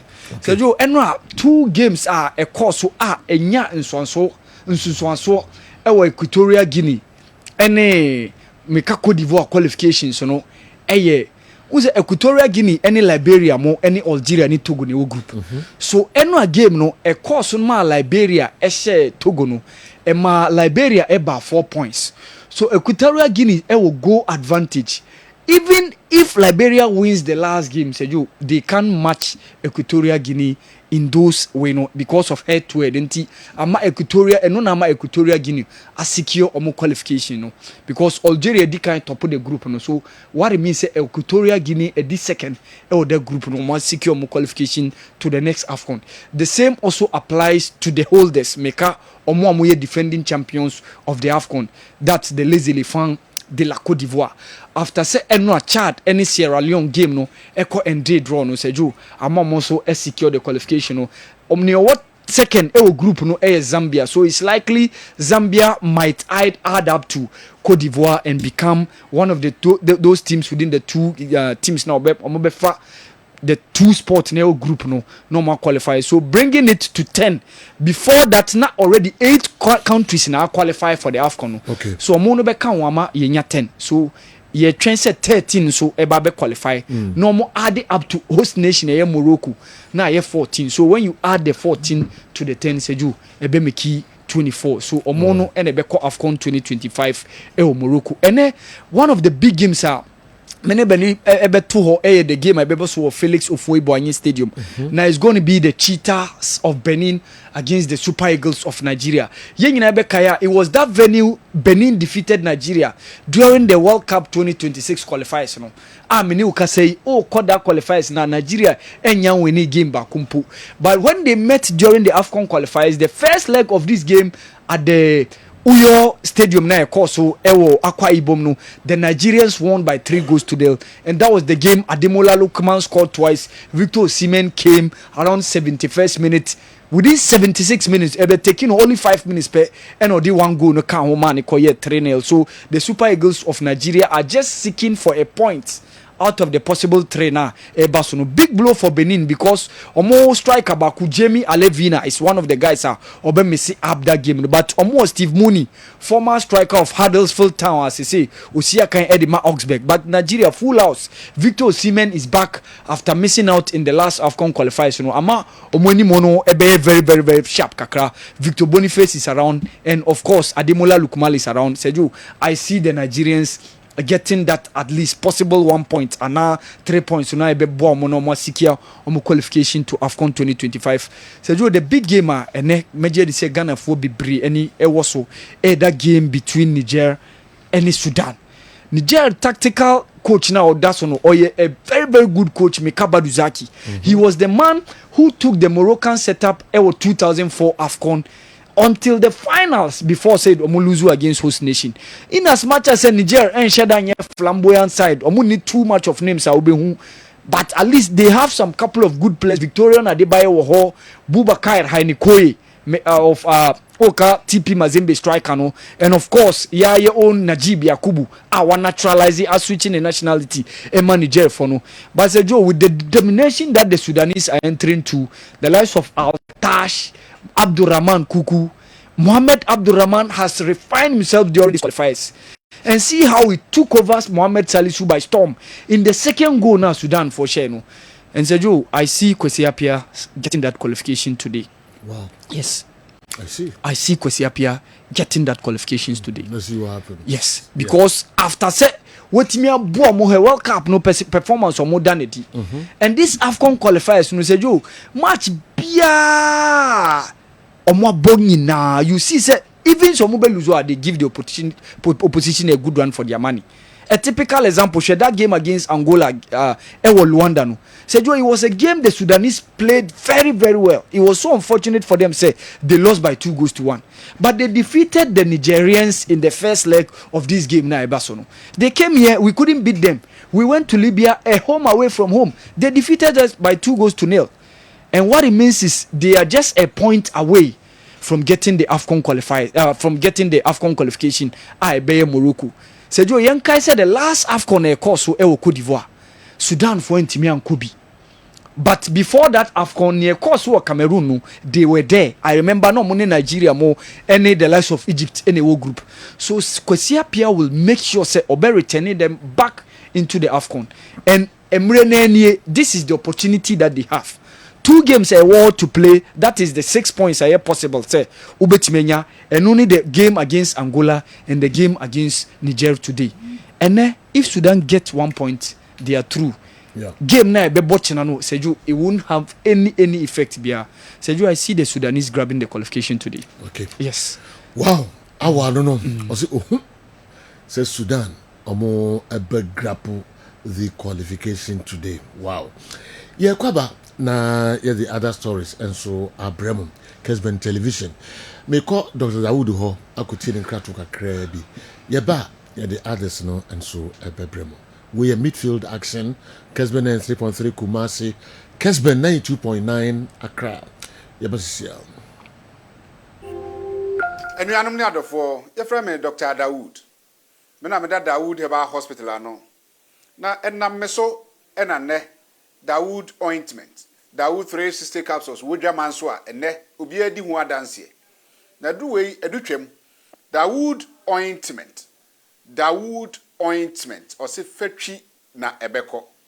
Ofa Dawood 360 capsules or CCC na adie wom. Na drum ye do way, juma bom. Ubia usisi ye o yapa. The obey say, o the Dawood ointment no, etwichi usisi na anopa, ene enumra. Nansa bia no na odi bia bo asawa obetimi de atua udware wi a fa Dawood ointment o de te ne fa sra ta bre kro na no na wonom Dawood 360 capsules no anopa ene anwumre na danse na ba amane o de enko na enko ti adanse ni bi Dawood ointment edrowe me straighten and well done the toda me po dwuma na me honam nyina me ye me ho bibi enye ba sa minya sa Dawood ointment we na mtwitwi a na anopa so minya Dawood 360 na me no mo a ese kwa le be ye adwuma kra se kane no te do we de edima se mama no be di so asema mama electrician na ye adwuma ekofia yentimi na Dawood ointment so ye adwuma na obra okodru fia fa twitwi ade be che no na ho aye den Dawood ointment fa twi keke na ebeko lua me use mama hoden pa mama metimi bo adwuma bi e kama e mama ye Dawood 360 capsules and a Dawood ointment. Oh, memory we no now the way to twitwi wa apostle ebe ma ya oni nyina afiri o ma de che otumi be bodwuma Dawood ointment fatwi na ebeko da bia amafo company da wo ka musa akospreda mi secret na nu ani ebudo na ani Dawood ointment ene papa mi sori anopa mi di twitwi mi sisi achi mi ba bia he mi ntebre secret ni nie ti so be so te sem ya we use Dawood ointment that's the secret of my taxi driving. Me a transmission gearbox specialist. Ejuma mi ye. Enkan na me pega ade a na me nsakura antimi pega. And I say me ma ade so na lock me sisi. She say fi say me share Dawood 360 capsules. And the Dawood ointment. Abo me bebre the drawing man so amente ya mente blebia obia mo modern so betimi apɛ Dawood Ultimate and Dawood 360 capsules enya bi ato Odofo se wate bi aduro ya meka ho asɛm no ɛno ho adanse ɛna wɔnom adi no kɔ pharmacy ɛbɛn wo herbal shop ɛbɛn wo na kɔtɔ Dawood Ointment Dawood 360 capsules na sɛ de nkrɔfo di ho adanse no wo so bedi ho adanse wo pɛ sɛ wo frɛ ya ɛno na wo screen ase no 0244 88 64 37 na 020 168 1717 baby a yeton aduro wo man Ghana mu bia no o de wura house pe Dawood Ointment Dawood 360 capsules.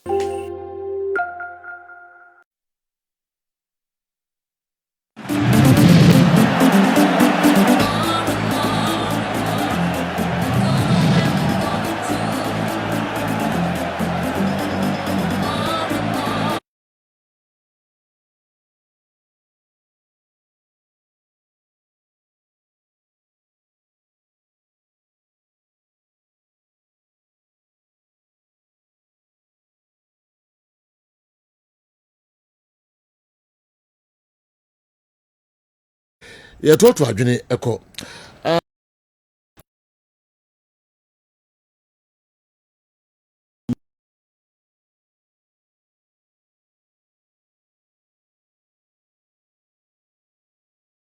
segi so mo de aba ni nyina ɛho nsɛm abetwa agu o de kakra bɛka wansa na afei kwa make it local source no proper George free nsɛm no so ɛwa ha ɛdɔso pi na oma instances bebrebe videos na ready ana video referees oma handle matches no mo bad poor performance awodo oma kyerɛ ɛwɔ matches no emu bebrebe ɛna ɔde abrɛ wɔ ha sanso ɛna ɔde mpanyinfo pii nso nsɛm a ɔmo akafa Ghana football na efe ho na ye league ho nsɛnsɛm a o feel say ye serious pa na ya odi nkan de Alhaji Gruza de ebai Alhaji Gruza eka say Alhaji Gruza calls out Keto Kreku over failed promise to save King Faisal.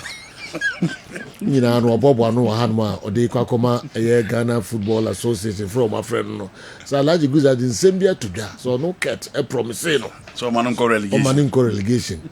Na ode hunsem aka ho akakoma omo ayinti no mo mfre no sanso na ode baako ebae de efa ye we referees ne de no Albert Komi okay ode de no enso ebae Ashanti Gold deputy CEO Albert Komi has dropped a bombshell claiming some games on the final day of the Ghana Premier League were fixed.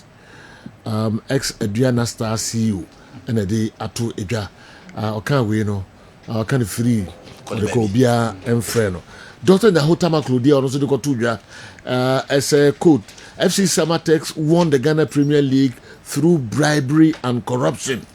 House of Folk board chairman House of Folk board member Nahotama Claudia almost the two no emu bia anywhere ye Freno and I tell ho ensembia Sanso and Dr. Nahota Makulu SID to WM are threatened to expose match fixing in Ghana League. And also no Yavreno Emma and in summer George Efri Abwa no Kono. Sanso na Great Olympics. Also Great Olympics were relegated from the Ghana Premier League because of match fixing. And Magdan and so the same way na kotutuja no yanti ho hwe then seven bebrebe na obobo no na odi videos attach the echo it is a videos no I ready mama yenhwe kakra bi the urajo da free abobo no de kuma Ghana Football Association no na afi yento so videos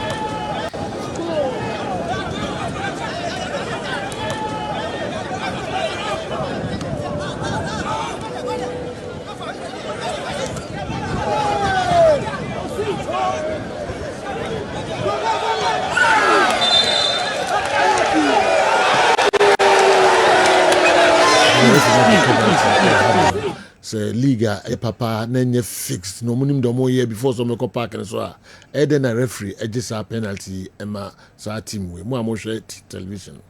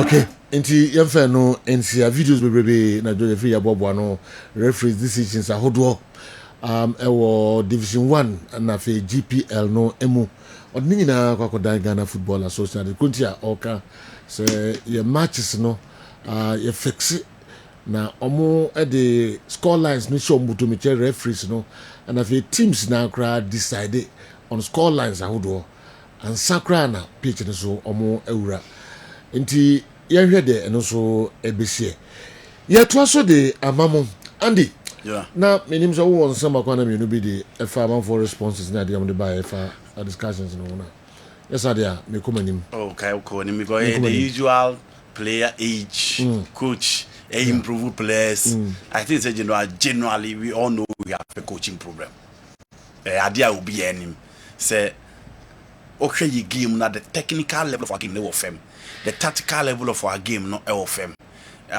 both the player side and the coach side players ni bi o ho pressure down so ni ba bi o modun ni me bo anko so o masua be 10 years ago but sa ni mani nyina o muni nti o mba be dru nchen na sa wo de o mo fa sa ni mani na o check process na check until you choose to move on nti tactically your players na your build and your coaches ni bi so what said your kind no bi ade no for worry pa ba kono no your coaches no edoso adwuma na nkasa bebre ni madwuma no mo ye na omo performance no form yes tactically on performance no form na bebre so the managerial wise no mo nye good on e ko ba we discipline o can we are not there to or your politician managerial wise no mo nye good and I think those areas enka one thing I'll bet me about the recent FA the number of times on my year courses they improve the coaching sector from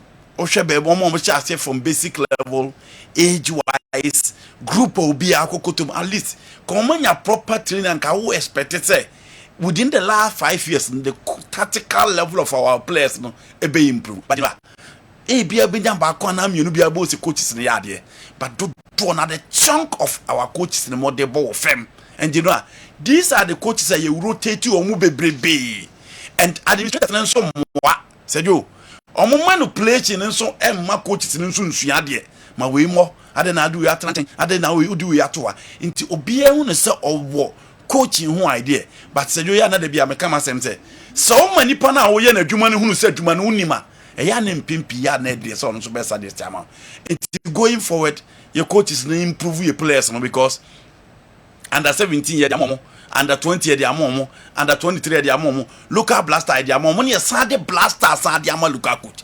In all the department of our football, ye the ama local coaches, but ye must say, ye dema local coach, you know, so we league ya boya. You can only talk about one foreigner. Medium man can cry one coach, or ye foreigner. Omu nyine local coaches. But what has been the technical level and the quality level of our football? Safa kohe national teams in the diama local coaches no your performance let's say. And then ye na ba akusifia and half kon yenkobi. Into coaching generally is a problem. Choice of players, building the tactical capacity of players, building the mental side of players. Na tactical level na kasa say game ni koso. Now free the preferential tactics echo the differential and not the head team papa. You know, so the 4-2-3-1 I started. Game ni nko yeba o switch play. On say ya fan say o ye substitution ko an coach change game. Sana ya fan. But on the field of play, players na nkasa wa hye wo no. Utimi si sawo nsano from the system na wo bo no. Emba resource etime ba. Sa na ema nyina na sejo. Minim say obi coach obeka so mo ye ball no ye tea no. Se mo fo no ball no ye hwe na so mo ye sa na ema na ye hu. Tidi eti ye ha nkwa de mo ya ye hu.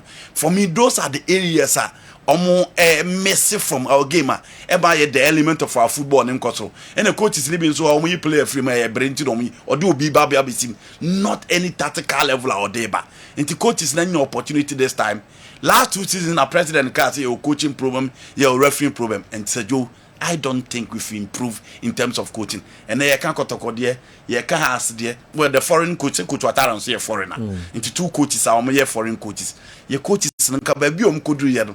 Let's pick Coach Samobodu. Yemfa Coach Prosperity. Those are the trump card in the last 2-3 seasons. Now you omudi pass on go to that height. Has to force somebody winning multiple titles and Coach Prosperity on Gumson winning with Kotoko. But say you sure mummy you say man you would and come be cry a flag in the mind. What is the situation now?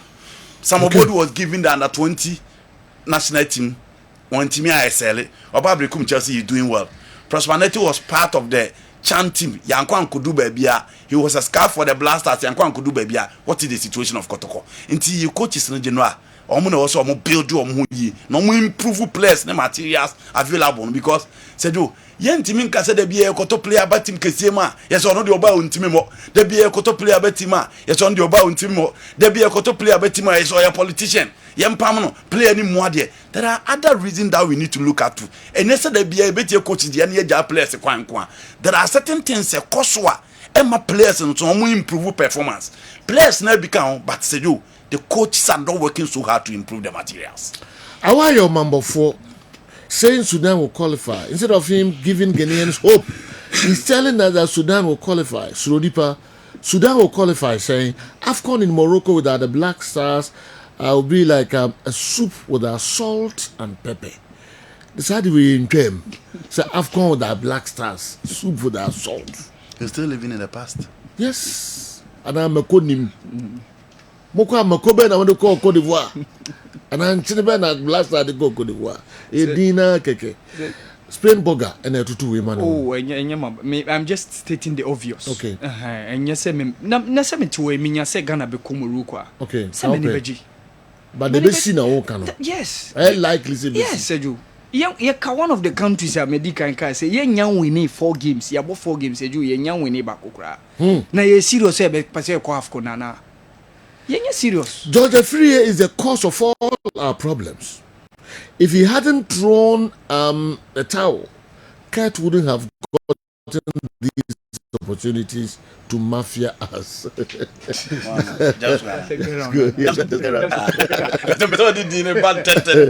Now, who will be concerned about friends saying Dr. Muzu? 2 quick one on the Georgia Free and then the one on the referees. Okay. I don't know. Okay, why not? Yeah. First of all, I don't think it's a problem. Only coaching, administration, and refereeing.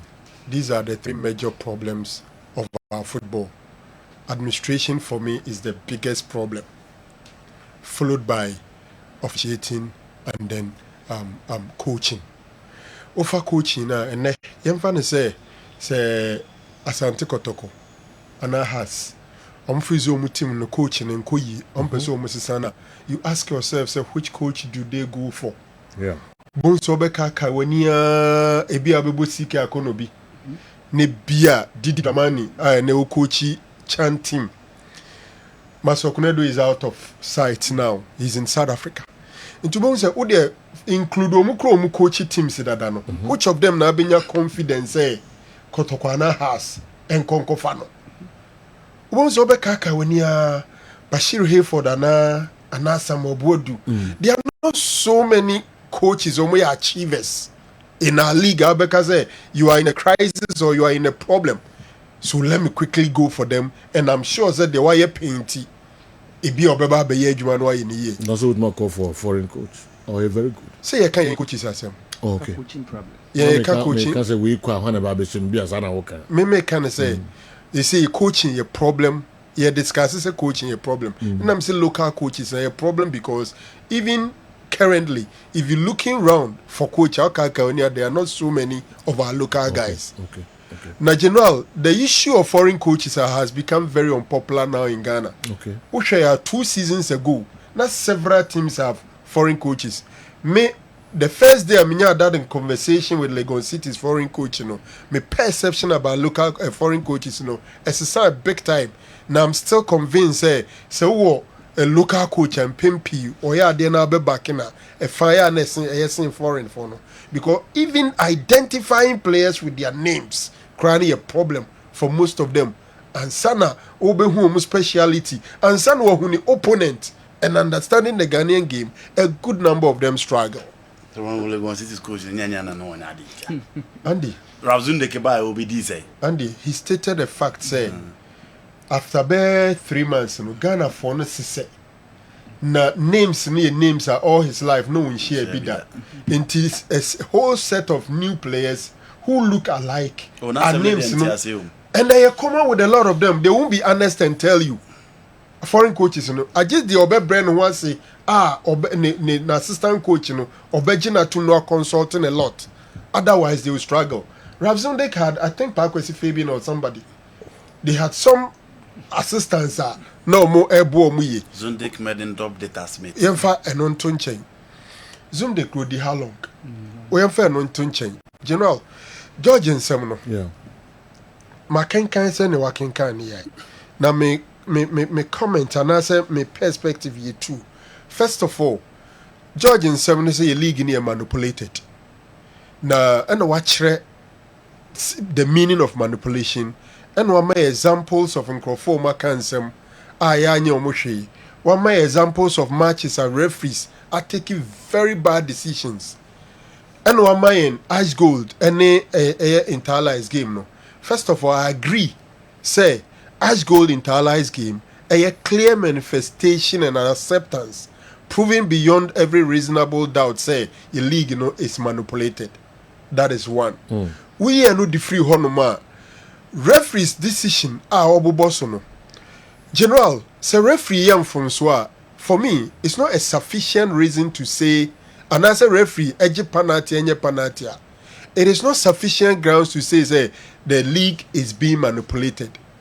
Ube to me, I can't say referee nasa, unless when we have been able to substantiate, say referee no, or GBB anabi binti no share that yes no.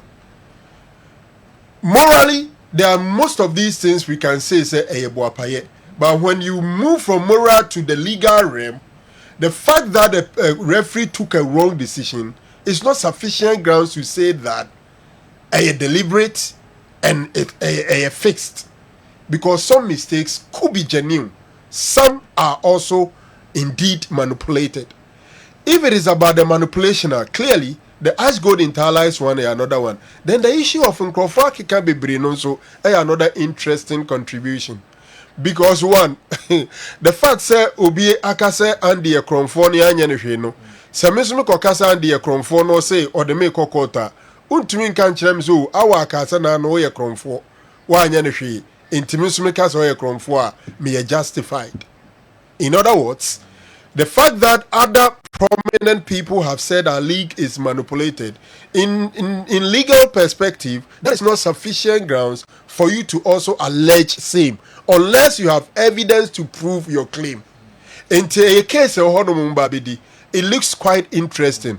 But for me, I think say football no send ye city say obi agitum say football nko yi obi agitum ntinka sa ahoden we omode sa niema we no omonsan fa sa ahoden no emfa nche league na niema eyemfunso a ekame akwesa be the public perception and almost everybody eje atum no they should spend their energy in solving those things. Okay.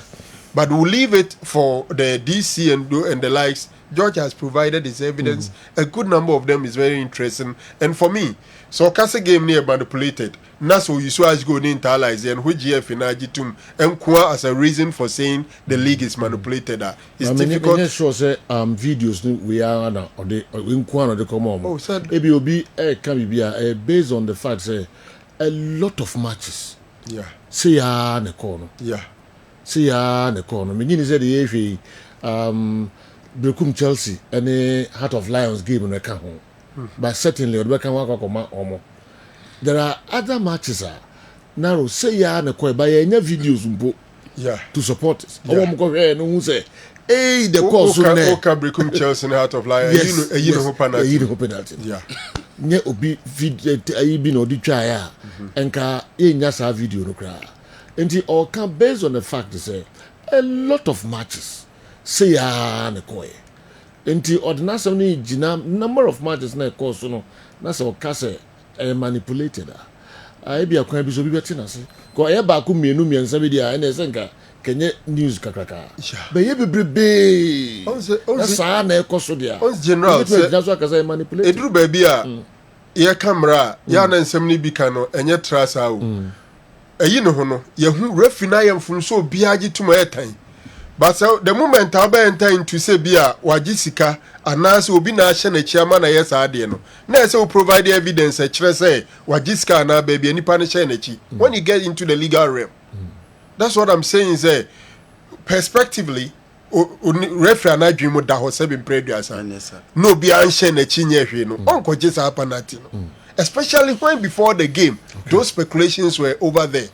Ultimately itira me kan nsem me hwe ni mienu muzu bi ho the course no yet say the course not surprisingly cameras anko to say the who cameras were other places no adentina we say you call the Hong Kong with the camera cover bia na we then we man for camera anko dreams FC what mean that's something so say ebia bi techile so you are expanding what Franco is saying you are expanding what Franco is saying dreams FC ni out to you game before the game yeah interview no and komodie no kokoso players no yes so monko but some way somehow the game was allowed to go on game no course no obi share 5 goals and now the nya contract there two coin score line stood uko Ghana Football Association records ma Abrante and accrediting 5 goals meanwhile yagia tum say players ni nyina were not registered players of LTU Inti players omunya registered of LTU omakobo match ama obi ache 5 goals ama 5 goals na gina points na gina na ba ku here points brutal enye papa inti obetu gina we no say doso enti na make na no nya captured here enti na make ya asem no mo kwa akodi so I decided to look at both angles obi na kwa akodi na asem alright mami komra me ko Dr. Amuzu aso ya basisi ya me ba na idi akari nyina enso abremu Dr. Amuzu Ba Amuzu Herbal Clinic. Na mikita misem Amuzu garlic bitters. Amuzu garlic bitters. We ye the garlic aye di plus enubra nuntini. Eni ahaban mako 14 ya kan for di aye. Eti drona hu odin wo soro pa. Mo amu the garlic ye ye dey afraid ru. We die os de bia ni pressure wo soro. The hypertension Onum Amuzu diabetes is going to regulate the pressure. The need a high sugar level. And I said the time be able say or that or bedroom so briana jo kakra was no dry. Kakra so come do. Who was how na the we here a Amuzu garlic bitters. Untini muesisi moja no 8 min yako na be wo mu. Enti amata mo bia won say 93 a drum American farmer no a Amuzu garlic bitters.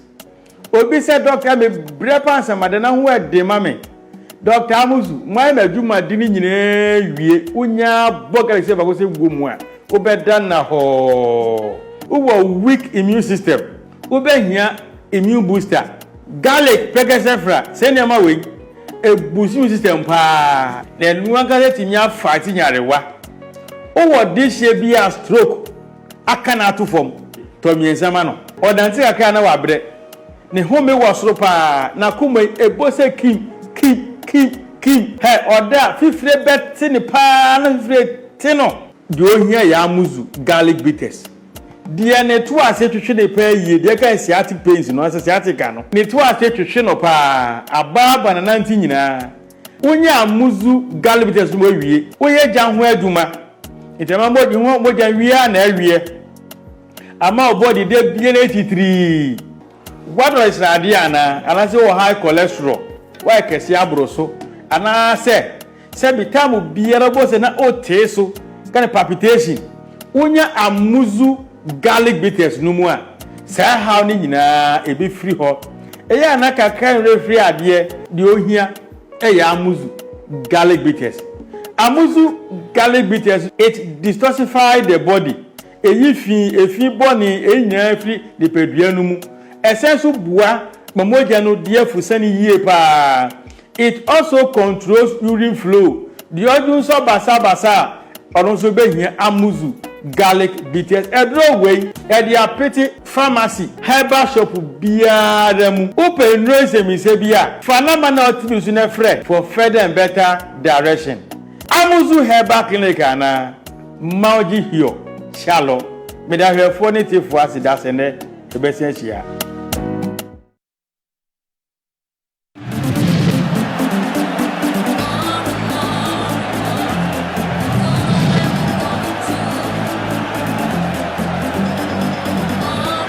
Okay, yambra na enchekure beko new team so ho na odene die no enso abre ba nsem no dozo Andy mamintie uzu kakrai Sadio, I agree with Sir Franco Naro on all the submissions that he made, but kakra me dey kan ho ne say you know this is a league yenya sponsors, this is a league yendama ade bia ye sponsorship, this is a league yendi sikanti into referee sika into such league so we penny now da no se ethics committee wo ho se discipline committee wo ho na so jeje free yeti me kasa nan tempa mu frɛ Kessben force mu mfa tape ni mai nipa maako miensa ne frɛ se o mu hia tape no na o mu charge na nadu obi adade a that same people should be interested in certain leaders of certain clubs or make the same pronouncement.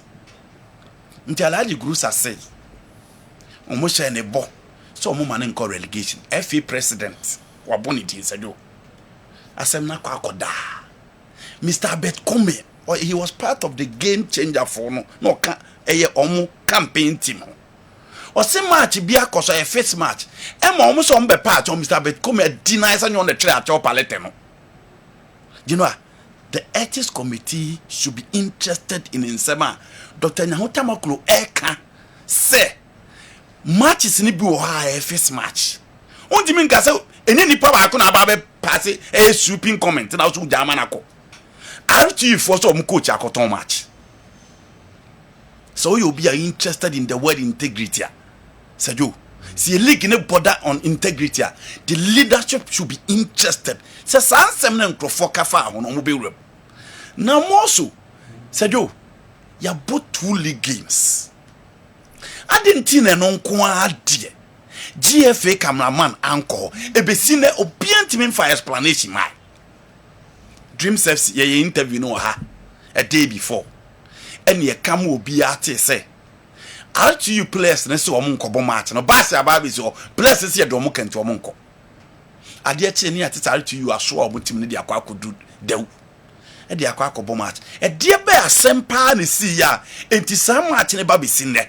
GFA cameraman anchor. Now the leaders of the FA agent interested to find out why there was no cameraman at the grounds. E di entia. Sadio, and the same thing applies to the IU match. IU match and it was suspected more than 2 weeks before that game. Say we beko we prema we nko we fa we hoka sa room on akoko ya. Still, you know, ye share GFA cameraman and sanko. Discipline committee they interested. ethics committee nye interested FA ne mpanimfo nye interested what they are interested in say George free akwa kasem na you know the RTU the dreams game a clear case of manipulation a clear case of manipulation the excellency league no kura no say team bi o match on betimi asesa ma e de o makọ akọ match no because yamo match ni nwie ansa na o be protest bi a wakọ akoya me discuss it borders on manipulation as well. It is a joke. For me, he has a lot of evidence obetimi the approval. As to so be I am friendly the it's a joke. Some microphone can no more campunti no man frame. And your microphone will talk of like the goods I say, oh my churches and in my home we never finegu. And nothing as a joke man frame. Almost slow. Say some microphone from one. And some be babekano. Omo become more. I tell you, can radio so until that microphone muntimen from. Into Georgia free any more hurry. Any friends or mammy, you know, that's an allergic. Oh, General, say, Omo assured us of marking face like him. Said you a video. Oh, that video. Ghana web. Web. Allergic Gusa calls out K to click over faith promise to save Kim Facer. Ghana web. But some way they say, and the case isn't get allergic. Ghana web. But said the whole canoe. Ebi akofra lagia and some more back can we never finish and some more back can we never finish 20 men friends I do no but seriously say allergicas now say they say fra lagi of course say bebo am wakem na lagi di no kre na wo ni na betu yanim say o mukse o bebo na manakem yes how one in hot form how why the cancer asem no allergy chiri mu ana yes say e kwa be na no mso mbefa so amana say no kre but sada na nipa na o cancer ati allergy no so allergy to me prove so bi ka kire me say o be make him face like kema that na so na djuma to seriously na just a league na ye bo no ye mfa ya ho den ni but the obi pese team bi ye no e na ese baso ana minim da me ka moto ase yeah me say if allergy bit me prove say ade na and the fact say ye mfra allergy ni so no e di intra a very serious statement. Background to story. We don't have quality players of late. We need to pay attention to the quality of our current coaches. The way they didn't Clement anyway, but are they up to the task? Our various clubs are they up to the task to take our various clubs to the top? Clement Oman FM Eddie Abaye and so no. All right. Ababio Michael, I say Nations FC coach I can't see me na on tenase. Okay, can't see me na young comrades emreuma metie sampotin Nations FC coach no and so attitude there Michael Ababio I can wasem no say very serious into yenhwe na yenka. A lot of players feel too comfortable in the Black Stars team. We need to widen the scope of player selection so there will be competition. All right, Ibrahim Sanidara, and so in a distancing way to a gap. We didn't come kakra, me call Daoud Heba, la so na many more attraction come more kakra. Yes, you say allergy eka nsam no asempa sana lawyer at the Bremen. This is more video now. But some tia same way because same way there. Ese you fra allergy. Because allergy so bia ohun bibia na won kan hwe nkyere na onko kasa asem. Yeah. Na allergy may prove into the whole world say penny A, penny B, penny C can say kyere me say obe save King Faisal. And say allergy for evidence mra penny chrono em say dana odina kunya no to. If it's true, cause some we man no muntu insupo asem we na the carpet. No. Narrow. Oh, so about me serious. You see, I said Ubetimaka can hear which contest in Komoben. How is the assistance going to be? You see, Edru baby and Yemani Bioha. You've been manipulating. Alaji granted that interview together with the World Cup money. Kurt told George Amuako that promise, and George told Alaji. Kurt na kache George Amuako. And George Amuako kache Alaji. Unu mlodi we ba Fawaz. Alaji ne ba boy na owo UK no. Kurt kache George Amuako. At that time na George Amuako ye ESCO member. And George Amuako be kache Alaji. And then na no mo pay for Alaji honti a omo ye that promise no. E de marking Faisal. Asem we ndi emfre no. Mo fra Alaji. Tina make say contest is very important. Esen komu fra large. No be from money George gina. Yeah. First of all, then na Keti here freaking Pfizer ni alaji ho. And into omo be omo that promise. So be one amanake. Ye ni bo kakra. What form? Ye ba na ye ko Newton lati marriage ata ho. Na ono so de ne de kakra abreye. Kessben television. Kessben 93.3, Kessben 92.9 Accra. O boss Dr. Dawood na akudi ni mako. Na wusam hu fufu. Jira say give me when come home. Oba no to I say na to osre. We expect it. Okay. But say, but yeah, Jai for near Tifu nyina, especially Western North region.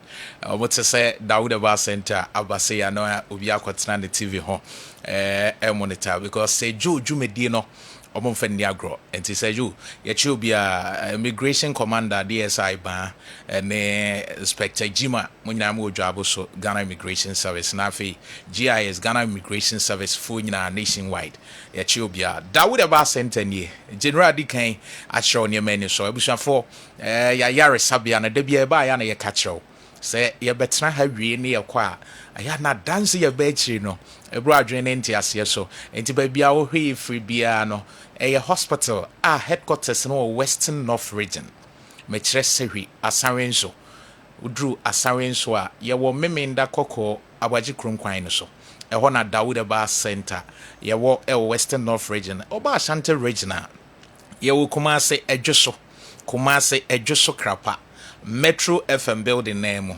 former Metro FM eho ene ye adwuma yare a yesa doso baby a wo hwe bia no apart from eni yare de Dr. Dawood ense ni yare aya na ye catch o say ye number no ye the good screen ase it wo hwe Kessben Sports Abri no ye number no e wo screen ase obetima Fred Dr. Dawood sisia yare ahodo a aka bia apart from eni hawa Dr. Dawood enye eni yare ho me pa cho ene ye nhwe yare a ha mema titru ye besre in fact prostrate yare na ba pa bema bia wo hwe anase utie Kessben Sports Abri a Dawood Aba Center bri or monitor bomodia say ye be ya hwe because prostate cancer, prostate enlargement, prostatitis ababebre eti ye kasa isisi ano e bia na wako hospital Dr. Kacho say o prostate no wanya how ewum Dawood Aba Center say bomode tu anamo na bra ye hospital we joso krapa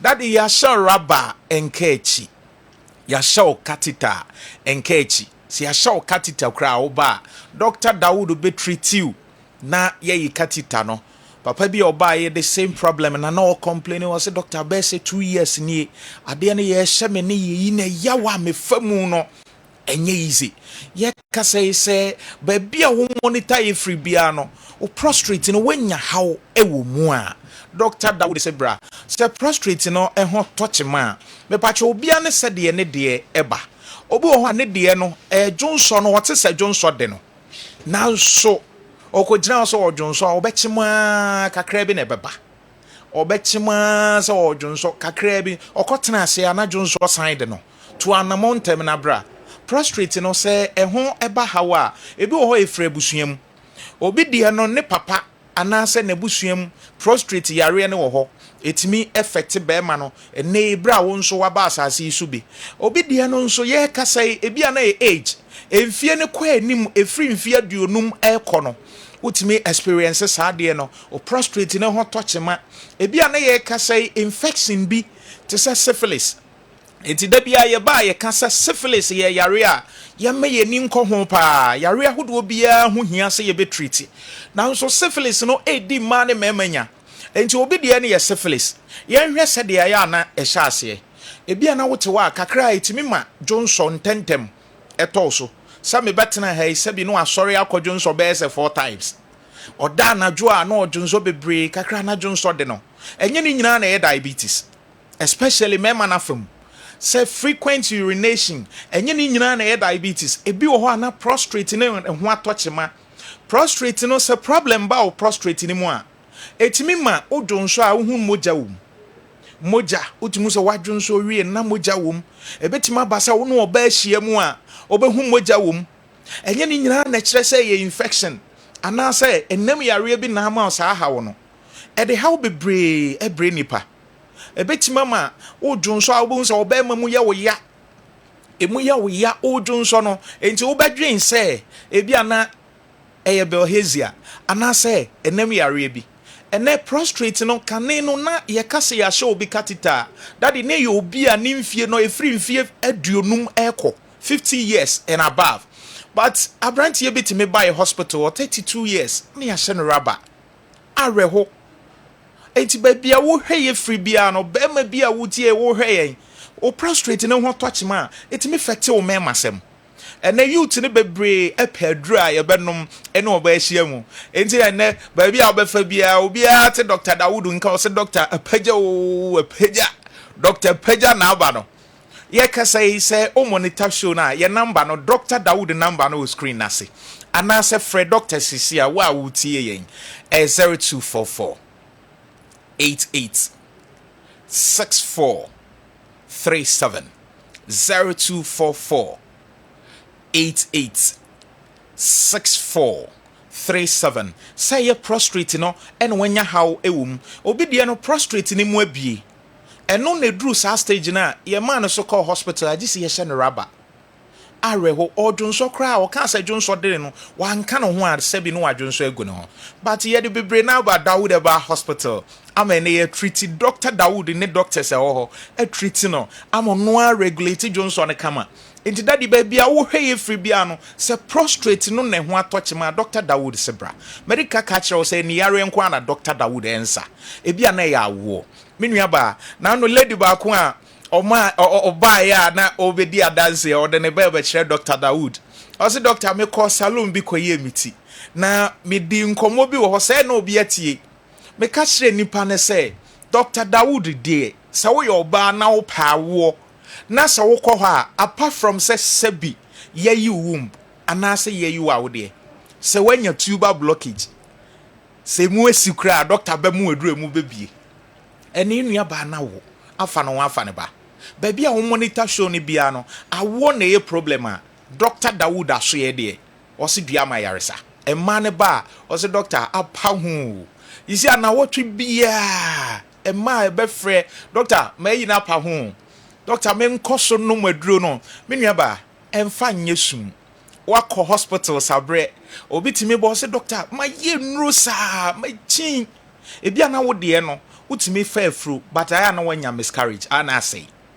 brother Dawood Eba hospital otimi nyensan but e sign say e how bi wa wo de animu nti be bosome mienu bosome miensa na wanya miscarriage na ade na say brother Dawood Eba hospital doctor ba mu wedru ebegina ebi nso a wo de no wawo but emu atwe owo last born no o pesa wo bi o bare emu atwe be 6 years ni be mfie be se nwotwe awo ne ma Dr. Dawood situ anamo na bra oba obemu wedru oye ya ne dem Dawood Eba hospital eba wo a adanse bebre ena eba obi de no okọ hospital ya ka kire ne se ne fallopian tube ni mu asi meni abatu anamo bra obi nso de oni be mahia mu na nsuo ni nyina asan aba e wo niema factors bebre a esi awo ho kwan enti na wo ba Dawood Eba hospital a Dr. Dawood nya adaje nya abotre na wa diagnose ni wa hunu de esi awo ho kwan ebi de fibroid ena mana basa fibroid no ebi a yedi kan your surgery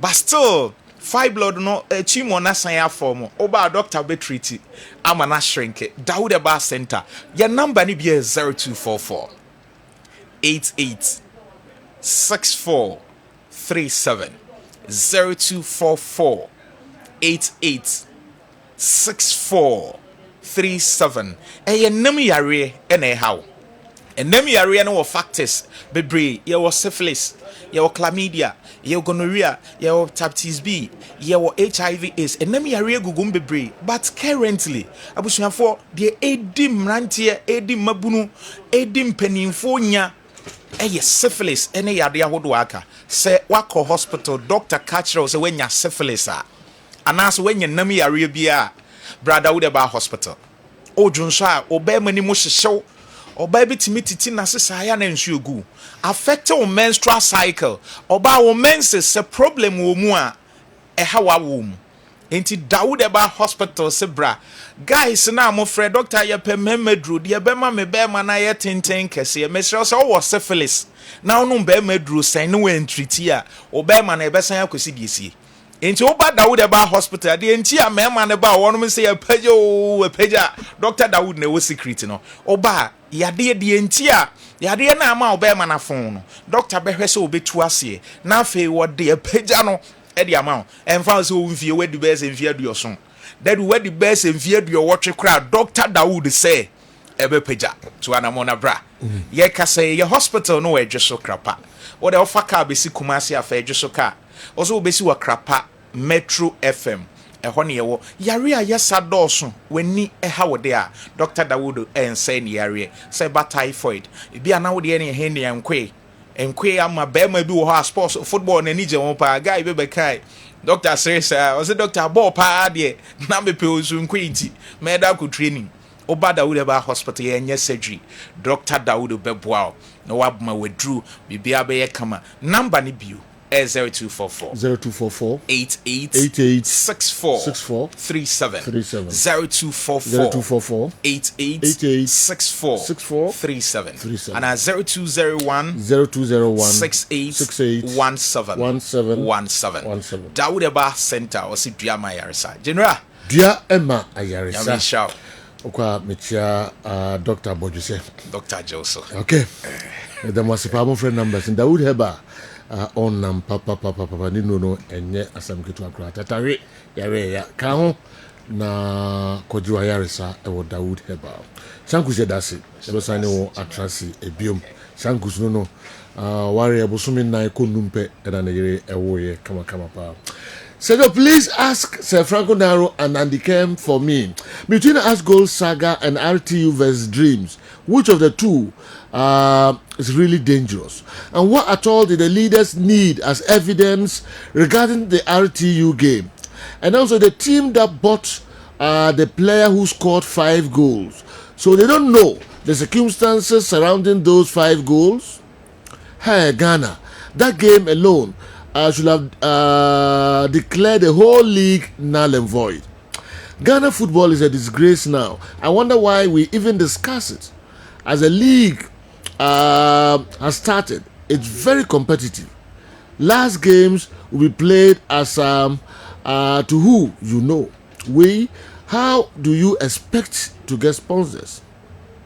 These issues have persisted for so long. So, Sajo, what are you doing about it? Please tell the football leaders the truth. Nana Bobi and San Edie and so I don't know. My info gadgets back there. I mean, call Newton Lati Marijatao na Omra Mekakra. We the Phobians are just watching Ketokreku with one eye. He should continue biting the hands that fed him. The hatred for Hatofok is clear, and all the happenings against us haven't gone unnoticed. We are fully aware they are doing all these things because our board chairman supported the fixed Ghana football demonstration. Hatofok is the oldest institution in Ghana, not only in football, but the oldest institution in Ghana. And no man born of a woman can destroy Accra Hatofok. Gadgesburg, Accra.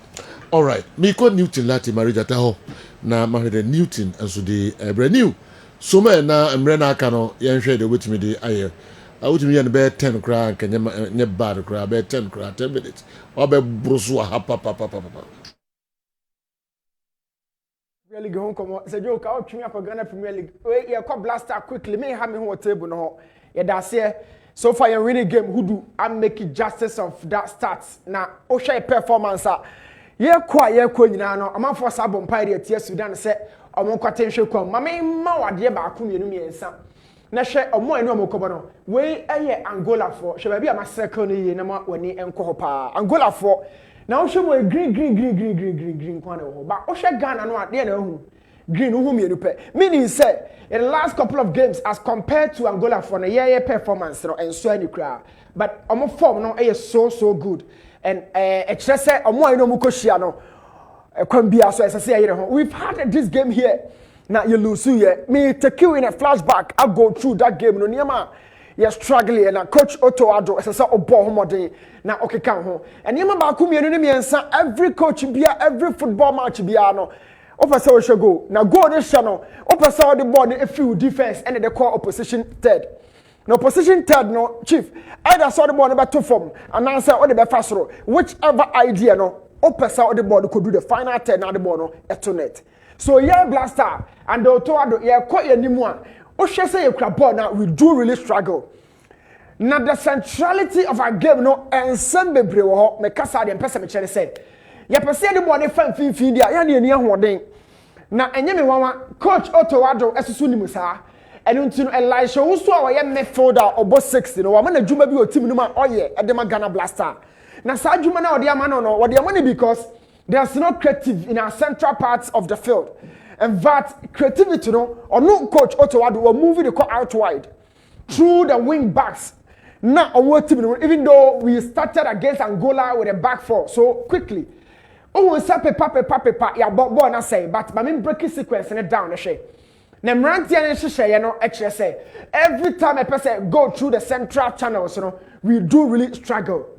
A brand here on TV used to say, I am a highlight today or Elisha Usu. Elisha Usu, I am a midfielder. Now, coach, not bad, be a right back in the water. And one move your team no in a typical makeshift back three. Now back three means oh shade and the cost right to me for born especially in Fifi ha. Yeah kukru near manase ya shegu born ya lose possession. We really are playing against a team like Angola yet. Yes struggle. Now makeshift back three no and I highlight it chira wa say no. A brand here in the Elisha Usu. The position your boy in the natural habitat. A whole Tarek a position. Now at this point today, Tarek or him because coach they used to in an advanced zone during the second phase of build-up. Abanesano Kaya, already said so called, and also quite. Now Elisha now was 6, you know, he had dropped in the Babasha right because one or two in Jabon moving quarter some can see the boy 6 hour. All the confidence and the tenacity on the ball, but movie the econo. That's not Elisha, yet on the boy 6. It's your own 3 on Fifi here. Other teams try to overload our central parts of the ship. So Fifi ni a bonus Elisha influence ama Addo is Sahako aban Fifi abe support to Kudus and a Thomas Party omo partner and Elisha Usu no mo Elisha Usu ntimi njebo ani nkorinti coach na movie that idea no during the second phase no e dey call Tarek and Ali said ho and o move Elisha Usu Fifi no dey Fatau a drop it from attack. What is the problem here? The problem is that there's no creativity and innovation in our midfield area. So you're quiet, you're bringing to coach in the country and Sunday be quiet. Now, Oshaya, the outlet to this particular situation was Ali Seidu. Ali Seidu means if you can highlight a on a short, close shot. So Oshaya, Ali Seidu you use soon. You're the born a fan so in 10 times so. Let's just say a country on here. Why? Because the Angolans are forcing us to stay away from the central zone. It's been happening. Now you call long ball so direct here, we cannot sustain our ball in the final third. It's your car ball in tower attack. Now me every part of every field in the zone, your area be an person will dominate here, bet me dominate. Area 3 be one opponent on person by how that. Now I will ball but on no chrome on money, you to me for ball me sustain you pressure no. Because we keep it ball no and pass it up. So omo a wo show me nyam watch na ye no mo be omo de ma qualify we na mo ma bro and ye omo integrate akoma me ahye kanya wudi sem aka Angola for be me akọ. But let's talk about this. Back three ni biem na ohu na Juma like show so ye wo game we sem no na so kane no me tro say wa se ha right back afedi okosoro ho okosoro means ali say do ko okwa the second phase ball ne be ba na say ma na me catch us centrally. We've taken the Angolans took us out. So Thomas Partinachi, and a Freddy are taking it out. Now Bonnie cry place me and Sano, Salisu can Mumin Kaho and Elisha all switch between both flanks of the laterals. Now a Bonisano, a Quambe soon I did born about Thomas Pate at the Yako. Thomas said, "Yeah, you know game so some pass 10,000. Either some called direct or on the crook. So what take your team now most often no possession no be no 15 as soon as we begin to go quickly near Kwakolusu ball. So we are not able to sustain the ball in the final third as blasters and our coach Otto Addo. If you defenders no be popo Abdul Mumin, you just saw him a moment ago. Or the boy Elisha hoop. Then Elisha hooved the ball up the pitch quickly. So in keeping the ball down on the field, trying to negotiate and maneuvering our way out. You know, you struggle. It's quite soon I be move the ball and defense or the Ababa Coach Otowado. You are playing against Angola. Nyami Adama weekend where you are the same to Friday yeah for process. Now the problem is, and you're wrong, say because direct ball, but who sustains our ball in the final third? So Elisha there, or because we're playing the role, no, supporting the laterals, doing the first phase of build up, but ball in the dream midfielder, you team sustain it. You cut a central dominance in the crowd, and team bomb in the crowd. And the tournament power opponent Angola no, so Joe to make the ball quickly. Now so they are turning into chances. Now or the Baba So question number 1, who are going to be the midfielders tomorrow? Can they build up like the coach wants? Has he solved the situation of keeping the ball for longer periods of time without sustaining the ball in the final third where finishing is done and executed? So almost like a attack we've been struggling. We've been struggling to move the ball out of our zone. So check your possession no defense no enable. Now 1 or 2 be a place between Daniel Monsa individually. A show be the ball in the box you know. You said those little chances na ebano. One of them the will share a screen no. Now you can come on in say nyame add more chance you win ya pay but the coin bear so and you be fight you be winning. Opponent no and hold it down. Your midfield no unlocking out MIN struggle. So for the third time in said Brebe has said Thomas Partey has been cut out. How do we then go? He's been cut out of the equation. So Bono or for her. Now ocean the situation at Thomas Partey area in here. Every time he's almost out. Every time he's almost out. Now a Banisano said Joe Niebusa say a bad day and attackers 4 now one or more any the feed they want. That includes Semenyo Kudus, Isahaku, Jordan Ayu, or more chance of born but Bono into me. A Banisano a problem. Mami move quickly na yanko. Everything be so shape our bonnet say. Oh, Samraze and Commona bo opponents is you dia. You be bread and sign the ball for Fifio. Way a home game a year ball. Way a away game intima urenfi. We've really been struggling to keep and have control on the games that your body to your opponents, you know. No opponents better crying your ball more or mama your hot chair or your fifi. Our bra Ghana, you bet your boss to say, oh, you're midfield say, you're midfield say, you're midfield say. And to me, Charahono, this video I'll share you now, and I could date them said about when tears, you know, about clear. 45% of the time, your passes in no fifi has say. 32% of the time, your ball no artistry. Salisu Mumin any defenders in hall. But check the final third, 23%. Not just say a ball in say Joe, a do attack and a free hole, a do attack and a free. Now 45% way, do na touches, touch back, get the ball back. A who near the man I know a gym. And to take this and translate that into attack, you know, or share so many attack and do na alpha. A whole give you man sat taboho, Ali do say taboho. And those players, you know, and I the best in our department. Ocean Pifia ha a kudus area no on Thomas Partey and I see how the nyakra. I see how the right back and right wing hano say Joe ya ho de no wo form papa and the banisa no a problem. Now you cry ball no so you shape to say because ball no your situations too. Ukra any wunkra. You cry ball na your situation say auto converts into a typical traditional 4-2 central 2 out wide and a 2 top. 2 top no a Kudus and a Jordan Ayu. Now 2 central no Elisha now come back to the natural home. Alongside Thomas Partey, na semenya drop a call esoro ba bia na lady said kofano. Na ase Isahaku. Back 4 no lady said we return Tarek Lamte so return Salisu and a moment na watch of 4. Na no ni ye shaper ye bo ade Angola for no e bo shape we say na e ha Angola for pa. Na mo ho e kire mo omuntumi em punish sa. But the shape ring na come for say there's one angle of our game I ho kire no the one TV no so no. Substitution, changing the codes of the game. Code 1 and fact code 2, code 3. How do you change this? You change that according to what you've read.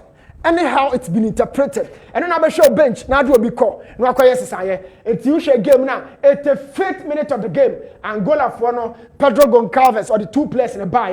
Now Obaba Sassan game no. Miriam de ko Otoho. Ne Sassan game na Mumin miss clearance or box room. Then they stole the game away from us. When I'm to Baba Yara, Madame Angudi, where the Mingubim. Minya shock of my life. Angola for the ball we say to net.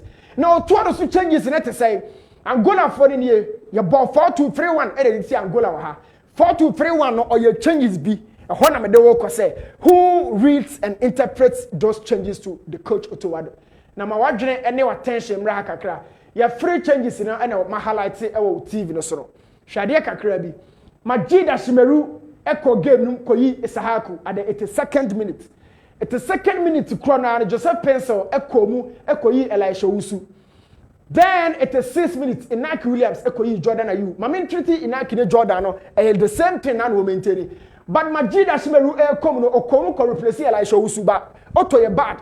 Etoma Isahaku dino na kwase sa Shimeru die no. But Joseph Pencil na ko share Isahaku anan and Shimeru ko share Elisha Usu anan. The same at the 2nd minute no exercise and it reflected in the next game our boy. It Elisha Usu for Shimeru no kwakoto against Niger. So Niger for na aba no. They had 5-3-2 formation on the back room and I said, yeah, I want to host to and you bought 4-2-3-1. 4-2-3-1 game no cost so you perceive winning game no. Then auto change number. 3 changes and a coach in the year. So you 3 changes no na me highlight teacher we. Na me catch say Elisha also Fashimeru na to and no and the D so I say watch it. The first change was the change our year against Angola or Ghana. And then was started call game no was 71st minute. The same 71st minute, Jordan and then Inaki Williams swap here. And then the same 71st minute, Isahaku and so Thomas Brendan Asante switch here. Like for like change, no switch of codes.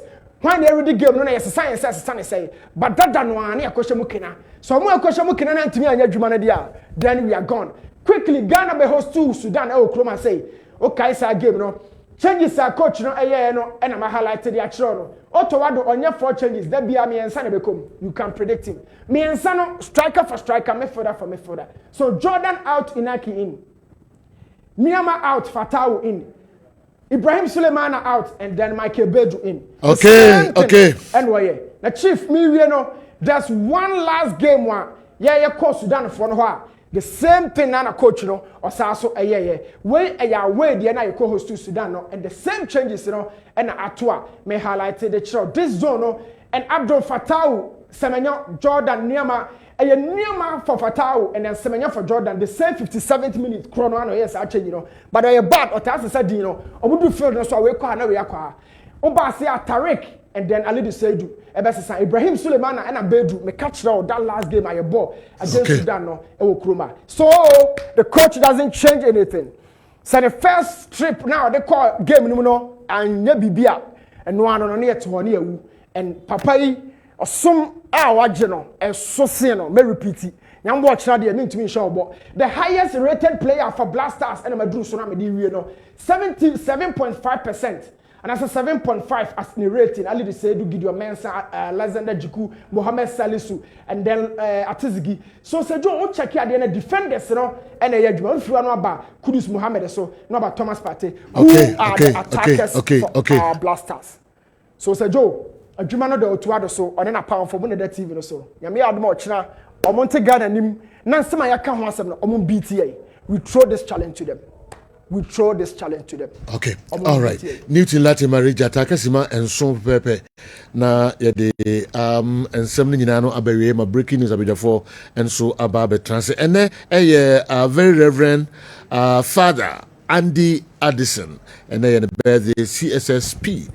Reverend Father and the birthday I want you happy birthday.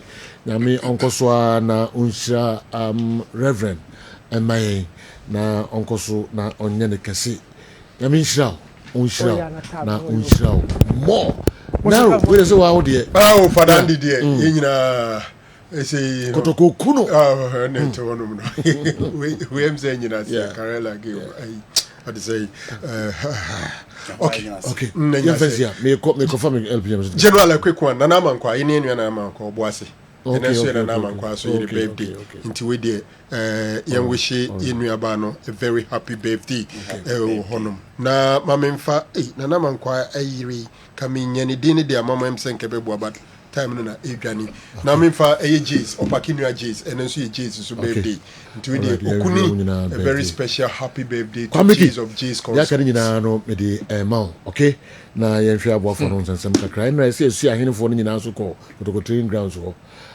me kasafu Jemfi K5 okawe yen gomu nyina yesu no mu yenum ka kesi bi ba ya yesu nyina to aso no mu ko ni ma di House of Fortune Limited jumaku a wɔn de nipa kɔ Japan and nti so yɛ obi a ɔpɛ adwuma yɛ wɔn de 200 construction workers ɛna ɛkɔ nti yɛ obi a ɔpɛ adwuma yɛ ɔpɛ so tu kwan kɔ Japan a sorry ɔpɛ so tu kwan kɔ Dubai a yɛ number nie 0554 547915 0554 547915 obi a peso tu kwan de eko eye Dubai na ko ye djuma de number we and was so free latest phone your partner for life wa brabo mu yonko ne latest phone ko pe akonya papa ibi na ko tinem 6500 Ghana eye V sofa elness 3100 Ghana cedis. Balm of Gilead Alternative Clinic and Diagnostic Center. Your number is 0240 512171 0240 512171. Yariye bia ha obi anfako Balm BOG Clinic. Ye die inuane ebesa o yariye. Inuane ene de besa o yariye. Diabetes, hypertension, stroke, peptic ulcer, bone disorder. Anasa uyo bia opa wo prostate challenges, asthma. Yariye bia ha obi anom. Yaso ene wo so ba. Ye wo the cabin behind MTN4 office, West Legon, ye Ben Legon, West Yawo West Legon, I Ben West Legon Pharmacy, and a war or takrade, anaji, a ho, and a beer Ben Choice Mart, and untibra, na yensaw yare ahudona, adokrona, untimi entuasian, Republic Bank, a banka ye kamfo ediamao, Shisha Republic Bank for Chiraquine, usikasem, ebeko ye diamao, sa uyo bia emponum, o pesa oji loan, now the jumebia pesa de credit card and investment, and I say empo. Corporate and digital banking Republic Bank and ahunya ya babwa nya sansi sheni nyina ediamao ama bibia so etimi akoso Copeto Tina 74 dwene binanom na Tina 74 dedike boost immune system no ama yare bia entimi embo Totina 74 enunye dra awose wonnom wonum Totina 74 na ebeboa wie papa HIV COVID yare bia ha obia no boost immune system na boa etu yare na se ediamao heba so cream eye cream abema na use bema use eba so cream boa ema ne obehie ma enigye no enso eba edi emao wonya heba so cream ni bia kitu ebi no apply o penis no na febredu 7 no ba no ebedi nhyiemu elephant ointment to dwaso usisi na ya body pains no use be sadekeba powder e wo dwaso obi akoko how elephant ba mixture obi a empo no sisi yare wo matim 100% eba no manyi bi anom ebeboa wie papa sejo se de andi di tuja nana say of Nasay Ventures dunkwa ofin ona wama ya lunch nti nana say yeda na say asiye papa na say e wo dunkwa nti na say be bia wo bia no crew ni nyina eda wase pa yam fancy chicken wings bi ana amanfo mfa da kusi drinks ni bi nka ho yes da kusi general wow nyamisha da kusi big time kotoko da kusi atukule tabako no mi hu bi da no Supposed to drink. Afunu ye. Ya nkwada no be nom papa. Homes ni na 26 homes. Obia benye bia boso.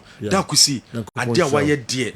Nyamishra ne pa. Da kusi nyamishra o. Onshra pa. O ma nkwa. Ese mo amoso mo pe drinks. Na afunu ye. Mo twenya na afunu mo. Na komo bi wa say didi account general is too much. Wow. E broso. Wow. Wama na brusu wama ye ne chuposha ne pa nako ponshira pa onyo kese na nyanka no so da wase pa wo bompa ye ma o pa to say na se sika no mo koto chicken wings ya chia eshi mo fambra so ka say na mo jai we na ede na wo pa chicken wings ka so me jai me so mateso what so enu mponi enu na ye obi na yi wari pe on this note and I the program no ever awie nyakofo ya aduma no nine mo sanshia na WhatsApp videos no ye bebo mama wana hamokra ɛbɔ no nyinaa breaking news abidafo ɛba abɛtrase na ɔmo nso ababa bɛm paa ɛde aman mu a mode messages bae ɛfa nsɛm yi ho na ɛdɔso a yɛntumi anhwɛ no nyinaa mfa ama mo no momfa nkyɛn at the right time yɛbɛtie no nyinaa no afei yɛafa messages no na yɛatoa ɛyɛ nkɔmmɔdin no ɛso momfa mmra yɛmmoa ma Ghana sports yɛnsave Ghana sports yɛma Ghana sports ɛnyɛ yie na nneɛma ɛgye nsɛmu ɛna mo nyinaa ase yɛbɛsan ne mo atrase bio